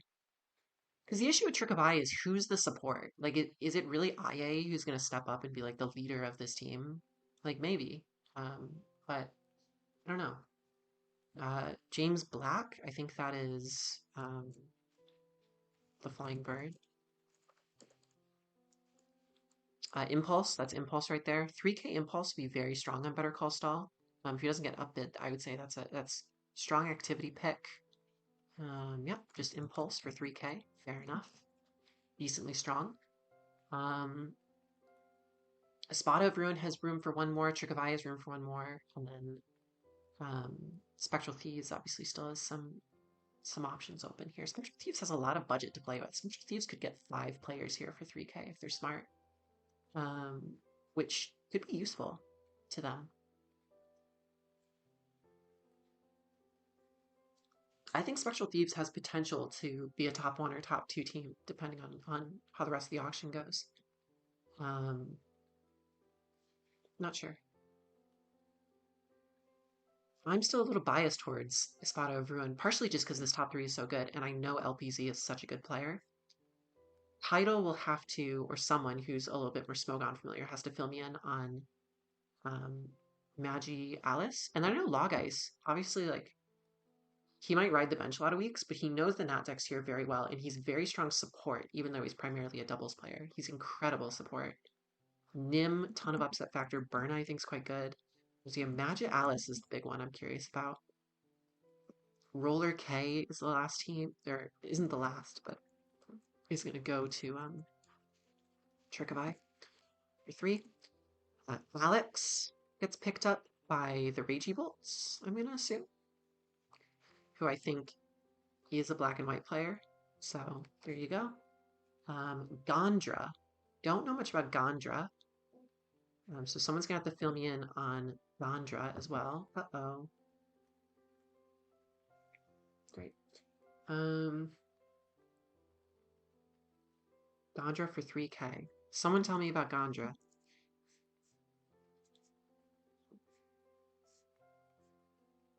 I know Alex is for black and white support, but who's the actual black and white player? I mean, I guess it might be. So Gondra's quite good as a Smogon player. Who else is quite good? See, I want to know who this Magic Alice person is. Title, please? Or any Smogon familiar player?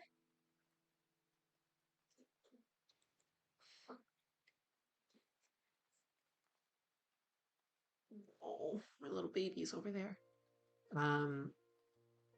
We will do a little tier list of the player, not tier list, maybe rankings. I definitely know who the bottom 2 are. I just don't know who the top 2 are. Gondra was top div in Trick House. That doesn't mean much to me. Are they talented? Do they play SV? Like, tell me.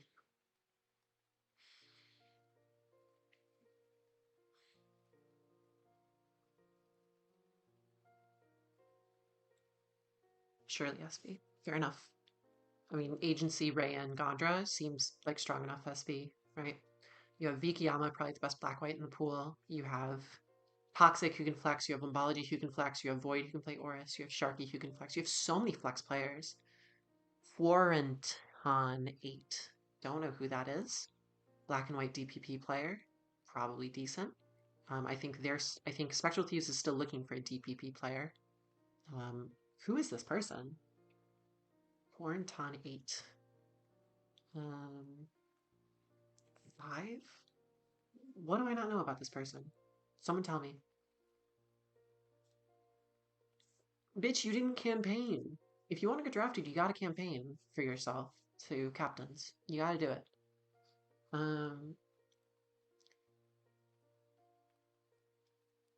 Quarantine for 6.5. Who? Quarant 8. God, I really thought I knew it all. I don't know shit. Who are these people?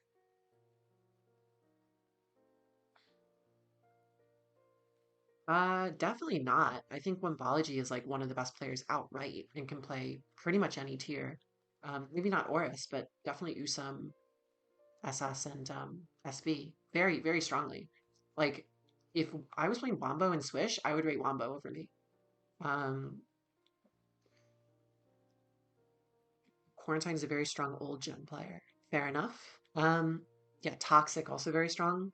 Like I don't think I've ever seen Toxic go negative. There's Ponytail. There's the Ponytail nomination for Trick of Eye potentially. Um, and that's it. Trick of Eye. Ponytail to Trick of Eye. I think you're gonna have a great time on Trick of Eye, Ponytail. Really, really work with Rage. You can work with Tidal. Tidal's a grinder. And Undead is just hilarious to team with because Undead is such a shit talker, and you never want to not be on Undead's team because it just means that, um, well, there goes Owen for three. Um, yeah, Undead's such a shit talker, right? So you always want to A, work with Undead, but also B, like, you're not on the receiving end. You're on the That's why I teamed with Undead in my first two DCLs, and it was nice to not be on the other end of the shit talking. And then Mayo. This is not the Mayo from last DCL. This is a Smogon Mayo player. I'm not sure how I feel about the Log Ice Mayo as the last two. I think this could have maybe been stronger, but I don't know. I have to take a look at it. Don't know much about Smogon Mayo.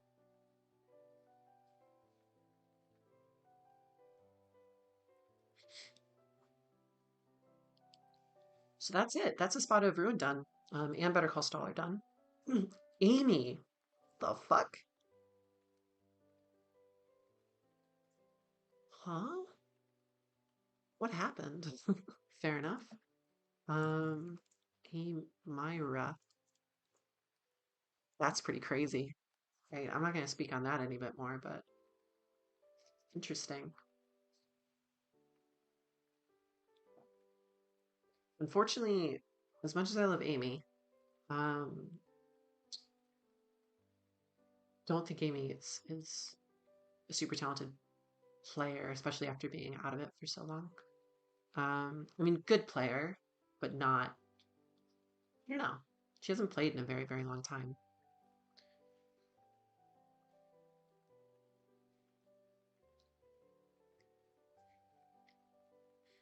Very interesting nom from them, though. Incredibly interesting nom.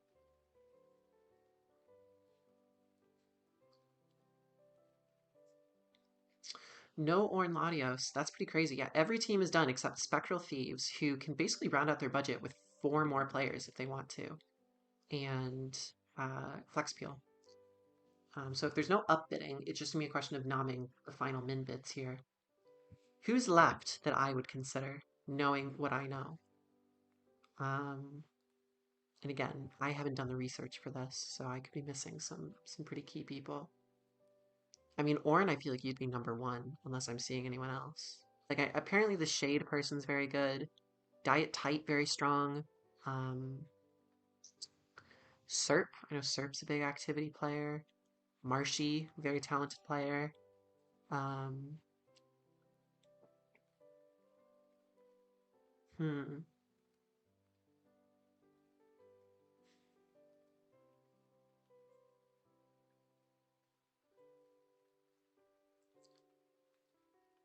Simon, I'm a big fan of Simon. Chorizo could get picked up just as a activity person. Uh, Henguini, Henguini's very solid. Um,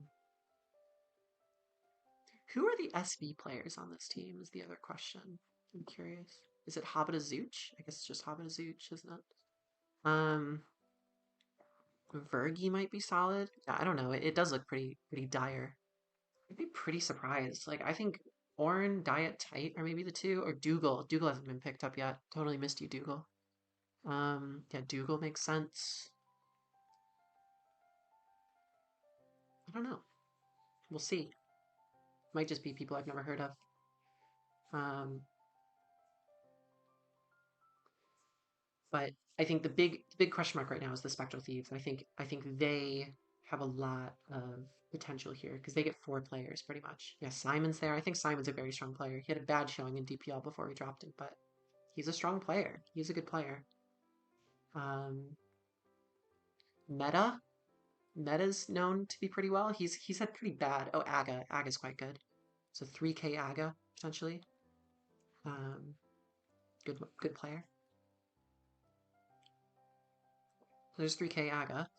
Um, and now for sure, Spectral Thieves can just get a bunch of 3Ks. So I imagine they're going to pick up Fierce Flamethrower. I know that for sure because Agency is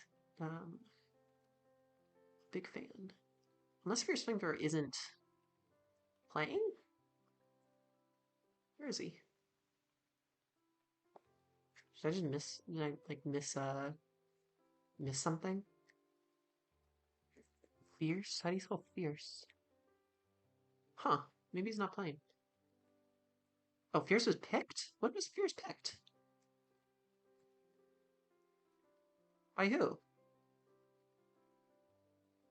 Did I miss him? Oh, I just totally missed it. Okay. Whoops.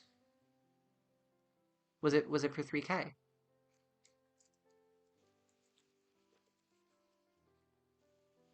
I'm gonna assume it was for 3K because that would make sense mathematically.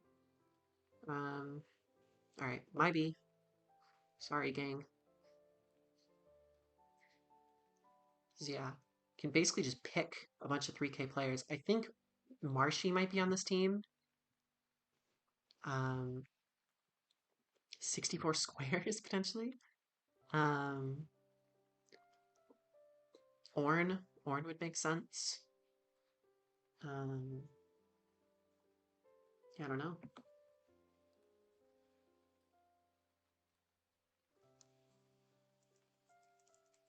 Meta, yeah, makes sense.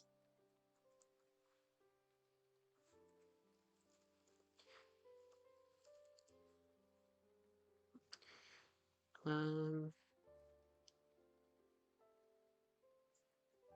there's Meta, so Meta for 3K, and now they have two more min bids that they can go for. They got one more here. Diet Type potentially as well. Can still get nominated.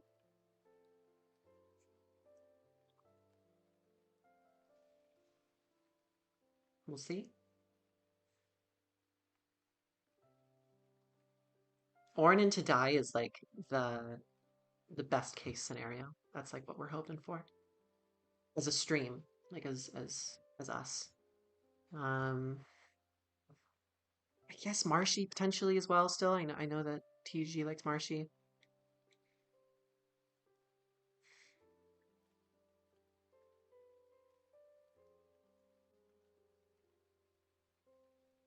Hmm. I don't know. Am I missing anyone?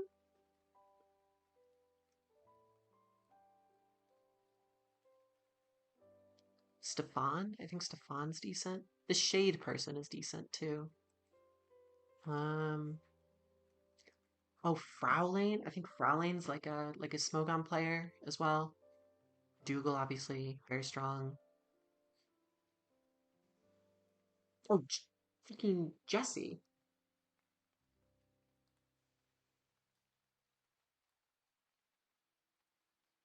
Yeah, Jesse not getting picked up is pretty fucking crazy too.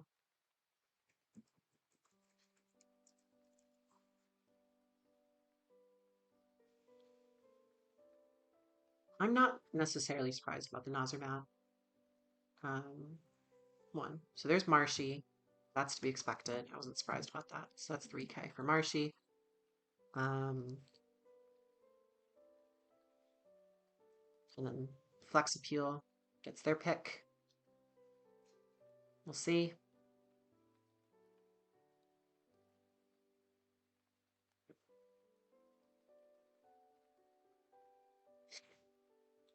Trickovide's team just looks ugly because it has that 2.5 remaining budget, but who knows? Um, right. Dr. Geo. Interesting. Um, don't think he had an amazing showing in DPL, but he was on a strong team and is good support. He he gets a lot of he got a lot of strong feedback as a captain in the Swish Tour, so can't be a bad pick. Last pick of the auction here. Um, who's it gonna be? Y'all ready, guys? Let's find out. Who is it? Overpay. Holds my breath. Who is it? Is it Teresa? It is Teresa. How did I know? It's Teresa. Interesting. Really sorry to those who didn't get picked up. Definitely an interesting auction for sure. Um, but that's it. That's what it is. That's the auction. Um, no Jesse 504, I think, is the biggest surprise. No Hanguini's pretty surprising. Gotta say. Um, yeah, who didn't get picked up? Like, we can take a proper look through it now. 64 squares, I guess I'm not surprised. Um, Batty, I'm pretty surprised Batty didn't get picked up. Um,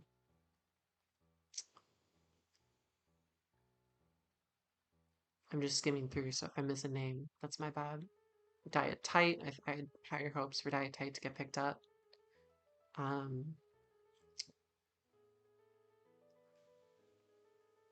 hmm. High Crocs, good Swish player, didn't get picked up. Jesse 504, I think, is the biggest surprise. I mean, Jesse went 5 and 0 in a DCL once, so to go 5 and 0 in a DCL and then not get drafted, like that feels like an oversight for sure. Um, I think that's the biggest snub of the auction, to tell you the truth, is Jesse. I think Oren definitely you should have gotten picked up. I think the Shade person's pretty good from what I've heard, so it's interesting they didn't get picked up. Stefan, same deal. Um, Volt, I know you're great support, so sorry. Um, yeah, that's it. That's the auction. So yeah, let's take a look at the teams. Let's do it. I'm going to look at the tiering as well at some point, but right now let's look at the teams. How is this looking for everyone? This is hideous. Oh my god. Okay, hold on. Let me reset. Fine. Okay. So this is it. This is everyone. Um, huh. It's an interesting auction for sure. Let me just quickly check my messages.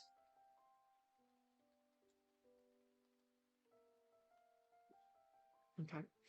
Um, interesting auction for sure. Let's let's sort of consider some like where people would be slotting. Like what is the starting lineup for everyone, right? So obviously it's kind of tricky, right? Um because you're not going to play every tier and sometimes you're going to play tiers twice. But let's just say one person to sort of lead the charge on every tier. That seems reasonable enough, you know. And that's 8. And usually a starting roster is 8, right? So we'll go with this. I'm obviously aware that this is not what it's going to look like all the time, SS, SV, NAT decks, etc. But I think this is the easiest way to analyze it, right? So for Flex Appeal, we have uh, Horus. I think Horus is pretty definitively going to be low QP. I would be surprised if it was anyone else. Usum, I think pretty definitively is going to be Jake. That makes a lot of sense. Swish, Glop, obviously. I mean, that is a very strong 3 in terms of old gen. Now, you can't play all 3 unless someone chooses the other, but I think it's very likely someone would choose the other, right? So, like, it's very difficult for another team to choose SV, Natex, Black and White, and DPP, right? So it's very likely another team is going to choose another Swish or another Usum or another, so I think Loki P can probably switch around. So basically what I'm trying to say is they can probably pick SS and Usum every single time with Glop and Jake. And then if the other team picks Oris, then Loki P can slot there. If they don't pick Oris, then Loki P can slot in like SV, for example. SV, I think Wagon Fruit is probably going to start for them, and I think Nala is probably going to start for them. Um, there's also potential for like Sub-Zero as well. I'm kind of going to put SV Nat Dex and SV in the same sort of slot. Like I think these are the main SV players, right? So maybe a weaker SV on average, but not bad at all. Now the question is like who is DPP? I think Dr. Geo was definitely picked up for DPP here, so we'll say DPP for Dr. Geo, and then maybe Fiend is the black and white player. That's what looks like potential. Um, so I'm gonna assume that's the starting lineup. Um, and that looks like a very strong starting lineup. I think like again, Loki P has that flexibility between different tiers. Nala has that flexibility between different tiers. Like I would rate this maybe a 8 out of 10. Maybe I'm being generous, but like I really rate Nala. I think maybe it's a weaker SV on average. So maybe more like a 7 out of 10. Because while I do love Nala, like I don't think he's on the level of like a Habita, for example. I think he's maybe one tier below that. But let me know if you all agree with that. Plunders are going to be a bit trickier for me because I don't know a lot of these players that have been picked up. But Rai is definitely going to be playing Horus. Violet River is probably playing Usa. SV, we got Castelia and Sage. And then SV Nat Dex. I mean, Hydra's definitely playing SS, right? And then we have Quarant. I'm going to assume Quarant is playing DPP, and then Watashi might be playing Black and White or something like that. And then you have another SV player in the form of maybe Babia or whoever, right? So, um, not terrible. I wouldn't say this is as good as Flex Appeal because I think PZ, Olivia, Amira, not as strong backup, and a few sort of unknown factors, right? Like we don't know. I don't think Watashi's done very well on the SV side of things. PZ's a solid player, but bear in mind he's playing in SPL and he's not known for his activity or support, right? So I don't think PZ is likely to be a starter. Like maybe PZ could start in Swish, but like where's like okay, PZ's playing. Where is PZ likely playing? Like he could play in Usum, and then where's Violet River playing, right? So there's a little bit of complexity. I think PZ is probably more a sub who's going to come in where need be on the weeks he's available, right? So I wouldn't say he's a starter on this team in particular. Um, and he's not major support. So your support is PZ, Olivia, and Amira. I don't know how I feel about that. And you have Rai, who's the most expensive player in the auction, and I love him. But he is not going to carry the same activity that he usually carries when he is a um, max bid player, right? So, or sorry, when he's a captain. So, um, the activity on this team is going to come in the form of who knows. Think I'm going to go like 5 out of 10 on this one. And bear in mind, there's unknown factors here, right? There's Korant, who I don't know much about. There's Watashi, who maybe is much better in old gens than I'm expecting. So this is one I could be completely wrong about, but I think at first glance, this does not look at the same level as Flex Appeal. Ragey Bolts is complicated again because I think this team had a ton of potential going to the auction. I think they did not use that potential as much. I think they really could have stacked players. I think if they played it right, they genuinely could have gotten Panda. They could have gotten one of Jake and Rye. They could have gotten Lax. They maybe even could have gotten Mind Gaming, right? They could have had 4 really strong top tier players on top of Panda um, because they had the budget to do it. And instead, they went with a very interesting roster. So SV, you have, I think it's going to be a combination of Helm, Agent Flame, and Panda. I will say probably the strongest SV so far. I mean, maybe this SV is a little bit stronger, but no, I would say this SV is definitely stronger. I would definitely say, right? Yeah. SS. I'm going to say Jimmy is SS, but I think realistically Jimmy and Slick are likely to switch around. So Slick Panther. And then you're telling me that Street Cred Cookie can't play Usum, so what the fuck? Or actually, SS is going to be clean, isn't it? So maybe Slick's playing Usum? And then Jimmy's playing Oris? That's interesting. So it's decent, right? It's decent, but it had so much more potential. Bobbert playing black and white is interesting, because I think that's exactly where he's going. And then who plays black and white? Is that Alex or Aneros? I'm gonna say Aneros, but it might be Alex. I don't know. It's gens 4 through 9 plus a nat deck slot. You can see the oh sorry, I'm totally screwing this. You can see it on the right here. Actually, let me move my camera so that now you can see everything. Okay. How good is this team? Is this team better than the team on the left? It's definitely better than I initially gave it credit for, but I don't know if that's saying much. I feel like this team is like just really mid. Like, thank you, Lux. Yeah, that was perfect content. That was the content of the auction. Um, Here's where I'm sort of slipping up. Like, Clean needs extra support, so Panda's gonna have to make a lot of switch teams for him, which is fair enough. Slick, I don't know if Usam's his best here. I feel like Oris is his best here. Then Jimmy goes in SS and Clean goes in Usam. I think there's a little awkwardness between these three players here. And then there's potential that not all three end up, not all three tiers end up, going into a certain week, right? So it's a bit awkward. Again, I'm going on kind of a strange scale because this isn't going to be the lineup every single time. It might be a case where there's no Oris and two Usam or whatever, but and there is flexibility, which is nice. I think I'm just frustrated because I feel like this team had so much more potential. Um, but the question is this team better than this team? I think it is a slightly stronger SV. Has a stronger Swish, probably, because Slick plus Clean versus Hydra on his own, plus Jimmy. Usam. Usam's probably this team's weakest point because Cookie is, for some reason, not playing Usam. If Cookie could play Usam, then this team would make sense. Um, yeah. So Slick's going to be stuck playing Usam a lot, I think. Or Bobbert. Or Bobbert would be playing Usam, which, to be fair, isn't that bad.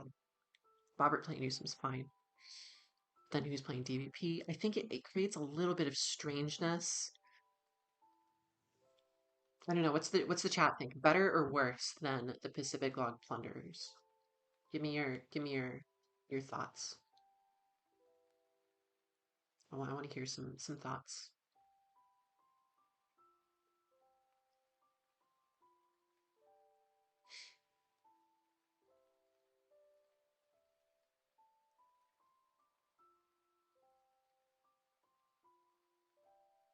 I think I might be underrating this team. I think this is like a 7.5 out of 10.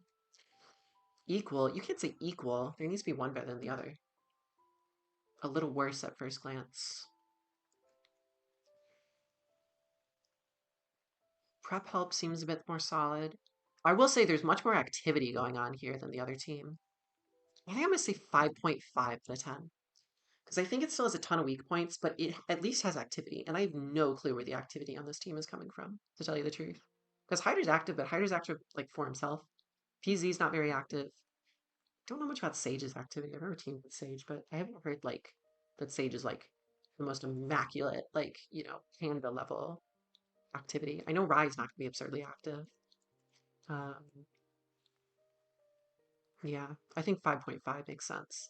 So maybe I was hating on this team a little bit too much, but I really think this team had so much potential.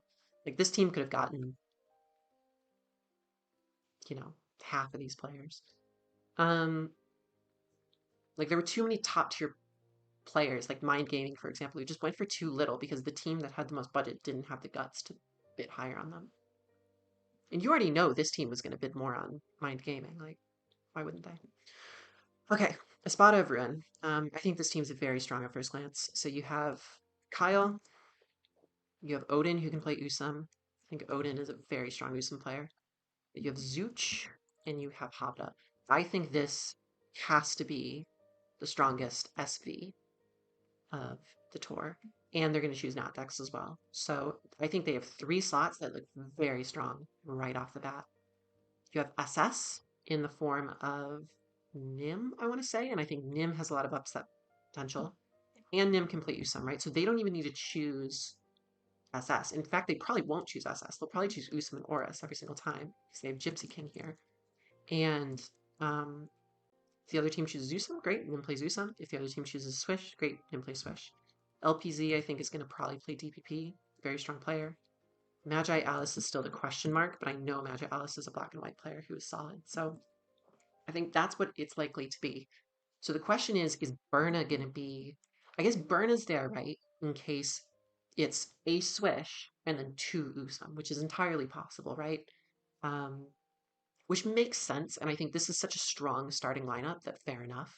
You have Lajais for support, who is a very, very strong support person. I've seen Lajais in action, and he's fucking solid. Mayo's the big question mark. But maybe Mayo's just there as backup DPP, right? Which makes sense because these two haven't played too much draft. So the question is like, okay, if they end up shitting the bed for whatever reason, you have this other player who's capable at DPP or Black and White as backup. I think this team's very strong, and with Gypsy King in the best SV I think in the tournament, like this to me, I want to say 8.5 maybe. I mean, let's be real. What are its weak points? Just the Smogon players who people don't know, but all of these people have Smogon players who people don't know. So maybe 9 out of 10. I'd say 9 out of 10 for that team. I think that's a good team. I think they are definitely one of the winners of the auction. I mean, we knew that right off the bat when they got Gypsy King, didn't we? All right, this team I have very few good things to say about, unfortunately. Um, let's do the thing. Let's see. So we have who? We have SV, who's going to be who? Like, I would assume Sammy is playing Usam, which is fair enough. He's a good Usam player. You have Nerf, who I would have thought is a good Usam player as well, but probably play SV. Yeah, Gypsy can slot in 9 as well, which is funny. Zooch could play old gens as well. Zooch is very good at playing old gens. So there's a lot of flexibility on top end of this team. Kyle can play SS. Yeah. Odin, I've heard, can even play black and white. So yeah, I think that team's very good. Nerf playing SV. Maybe AM22. No, AM22 would be Oris. Harris in Swish. Apparently this Don Fantastic team in DPP. Never heard of this person. No clue who would be this. I guess Rob Jr. actually is Oris, right? So maybe it's SV AM22? That seems strange. I'm having a lot of trouble figuring out what the hell this team is doing. Oh, and LeJohn Flames, of course, who is gonna play what, SV? Like, I guess by the looks of it, like Sammy is gonna play like this, and then you have LeJohn Flames and Usam. I don't know. This team makes very little sense. I'm like gonna do like a 2 out of 10 for this. I think this team is by far the worst team, unfortunately. Um, okay. Trick of Eye. Let's see. Very strange team, I will say, because you have Tidal and Undead as your max players, who are usually more like, maybe second or third highest plays. I guess, but is okay. But is Subtile Scythe really like? It's not competing with this, unfortunately. I'm sorry, it's not. And then the question again is like Nerf. So it's not Nerf, it's Subtile Scythe, AM22, Sammy CE. Like, there's too much overlap in generations, and then there's not enough good SV. And SV comprises two, maybe three, with Nat decks included. So I'm not I'm not impressed. And I don't even know who the black white player is. Is it B Cheza? Is that what we're going off of? B Cheza is gonna be our black and white player? Like, who knows? This makes no sense. I don't understand this team. And again, where's the activity coming from? It's not coming from Rob Jr. Is this a team that Halu is really gonna want to like delve all his like prep support behind? I don't know. Lejon Flames is active, but I wouldn't call him an activity carry, potentially. So, yeah. How do you feel about the team you ended up on, Amy? Um,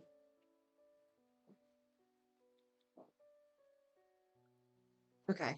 So, yeah, I don't get this team. 2 out of 10, maybe. Like, I don't have anything redeeming to say about this team. There's nothing I can be like, well, but they have this. I don't want to say 1 out of 10, but I mean they're definitely gonna be the lowest. Okay.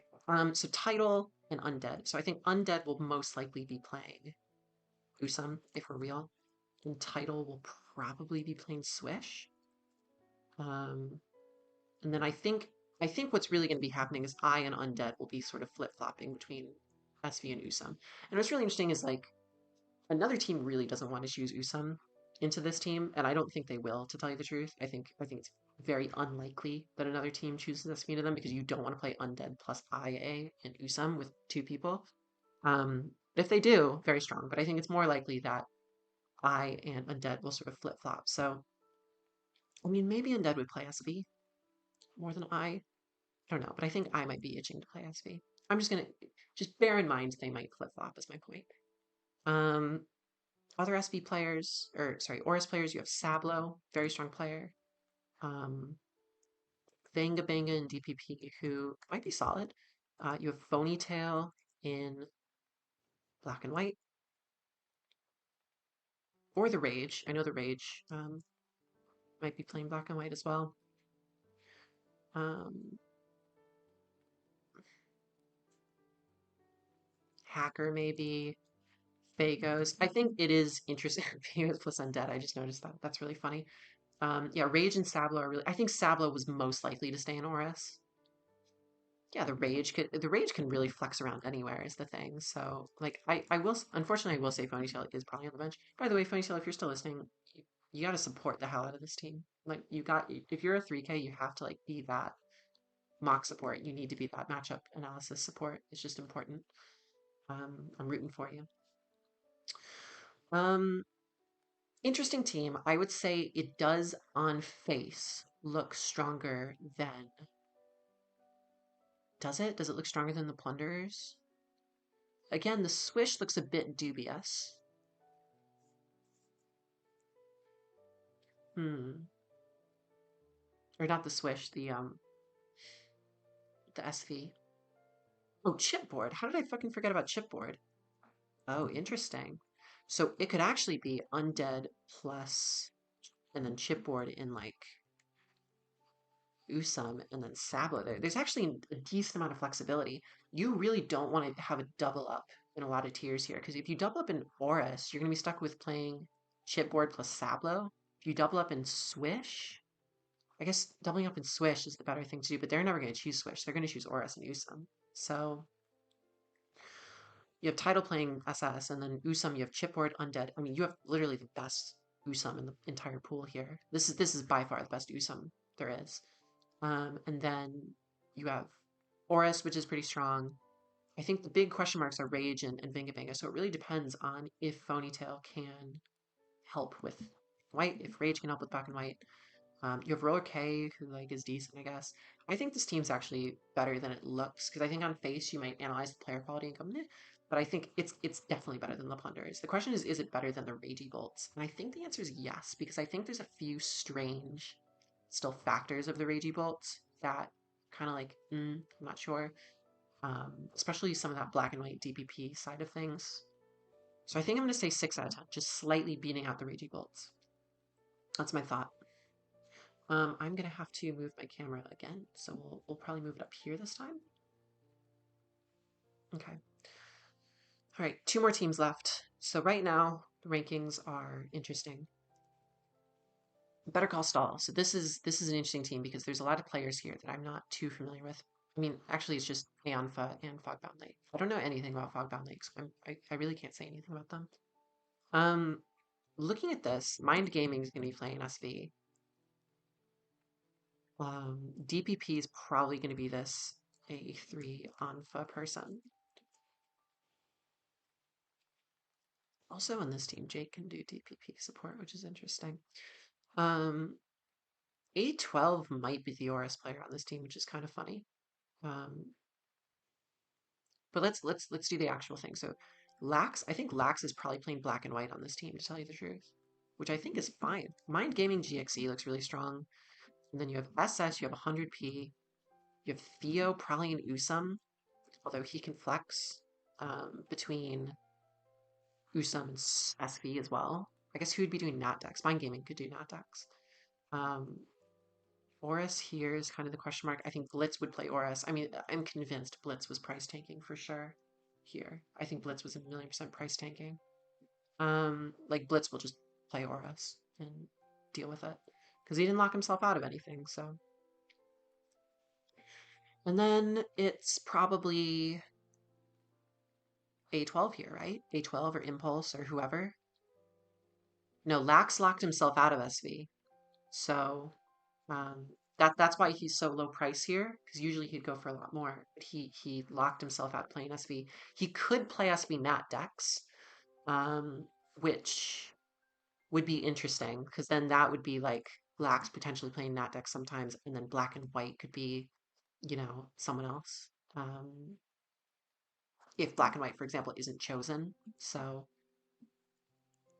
yeah, I think this team's pretty strong. I think it's stronger than Trick of Eye. Do I think it's as strong as Flex Appeal? This is what's interesting because here's the reason I don't think it's as strong as Flex Appeal. Are these players on paper better than Flex Appeal? Yes. Um, but you have the conflict of Theo and 100, right? So they're going to be constantly figuring out who's going to play Swish, right? Because no one is ever going to choose double Swish against this team. It's never going to be the case that Theo and 100 are playing Swish, right? Which means their drafts have to be insane because they need completely different drafts. So they both have to nail their drafts in Swish, and then both play Swish very well. And one of them's gonna have to play one of their second best tiers, which is still fair, but that's not gonna be the case for Glop and Loki B. Like that's the thing. Um, and then you have Mind Gaming, Lax, GXE, all of whom are still focusing on SPL, whereas that's not the case for anyone on um, Flex Appeal. So I think I'm at a 7 out of 10 on this team. Um, I might be actually at like a 7.5 out of 10. And then I think Flexfield might be going up again for me, like 8 out of 10, looking at the rest. I really like Flexfield's team, I'm not going to lie. Spectral Thieves. So I think Spectral Thieves have an incredibly strong team. The question is, are they stronger than Espada of Ruin? I mean, let's do it, right? SV, Agency is own, Rayan, and I know Toxic and Wamba will flex, but let's just slot people into where we think they'll be. We know Abakiyama is going to be black and white, probably the best black and white player there is. DPP. DPP is interesting. Who's playing DPP on this team? Agency? Are you here? Who's playing DPP on this team? Um, it might be like Marshy Sharky combination. Chorizo's there as well, so I guess those three goofballs would like work on it. But I definitely think that's probably the weak point on this team. Um, Chorizo, it better not be Chorizo. It's not gonna be Chorizo every time. Let me put it that way. Um, and then SS, you have TDG, you have Wombo playing Usum very well. You probably have Void or Sharky playing Oris if you need to. And then here is who. Here's going to be Toxic. I guess Toxic's going to play SV. Interesting. So, um, Agency Ray and Toxic versus Kyle Zuch Habita. That's tough.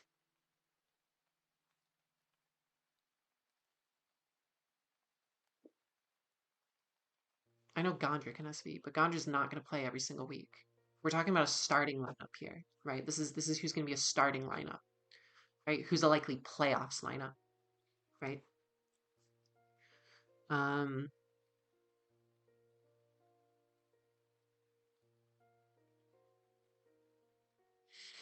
Agency Ray and Toxic. TG Wombo. I will say there is another added factor of this team is that there's a lot of, to put it nicely, goofballs on this team. Whereas I think this team's a bit more serious business. But is the talent there is the question. Agency Such, Kyle Ray and Toxic. Ugh.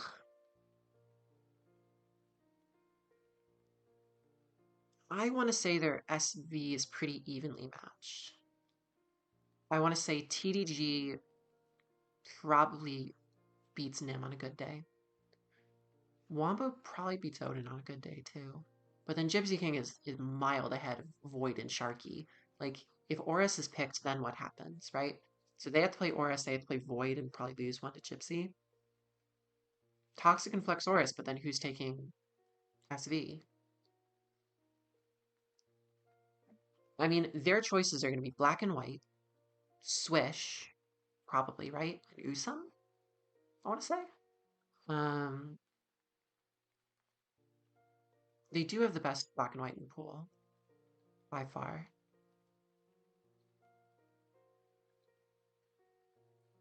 Is this the best team? I kind of want to say maybe, which is so goofy. But their DPP is so bizarre. Like DPP is such a strange tier. It's like it's kind of bizarre for everyone.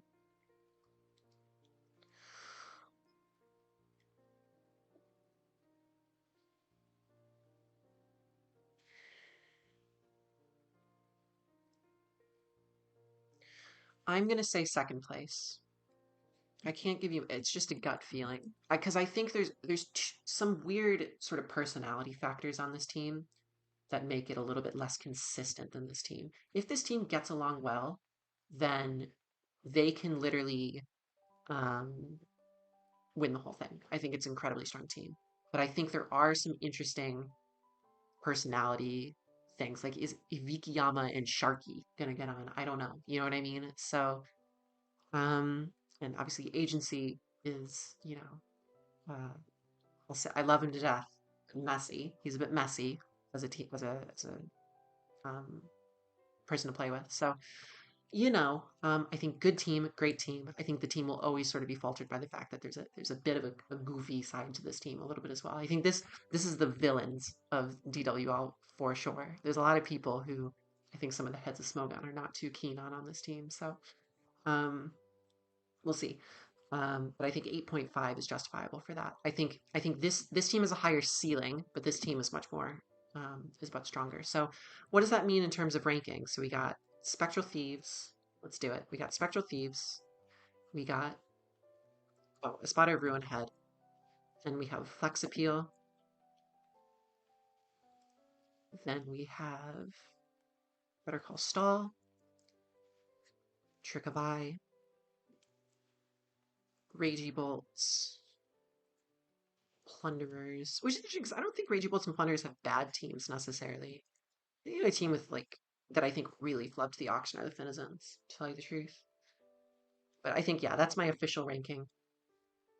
But what the fuck do I know? I feel pretty confident that like it's usually the case in my mind that after an auction you can kind of identify who the likely playoffs people are, and I feel very confident that these four are the very likely playoffs people. So to me, there's kind of tiers here. Like to me this is maybe tier one, this is tier two, this is tier three, and then this is tier four, if that makes sense. So like So like I'll do it A B B C C C D, something like that. Um, at least that's where I think. Anyway, I've been streaming for long enough, so hopefully you all enjoyed some of the rap bits as well. And good luck to all the teams who are playing. I'm excited to take part in this as a spectator. I'm not even going to be helping any particular team. I'm just going to be spectating and watching as it all goes on. So I'm really excited for that. And yeah, just best of luck to everyone. Hope you have a great time. And if I said anything like, deprecating about anyone. Obviously, I tried not to, but if there is anything like that, I do apologize. I know everyone here has really great potential. Anyone who's drafted is a very good player in their own right. So I never want to come off like I'm ever shit talking anyone. But obviously, with these sort of things, you're talking about prices, you're talking about activity levels, you're talking about statistic success and things like that. There's no one here who I feel like is a bad player or anything like that. But yeah, no, good luck to everyone, and I'm excited to see how it goes. Have fun, everyone.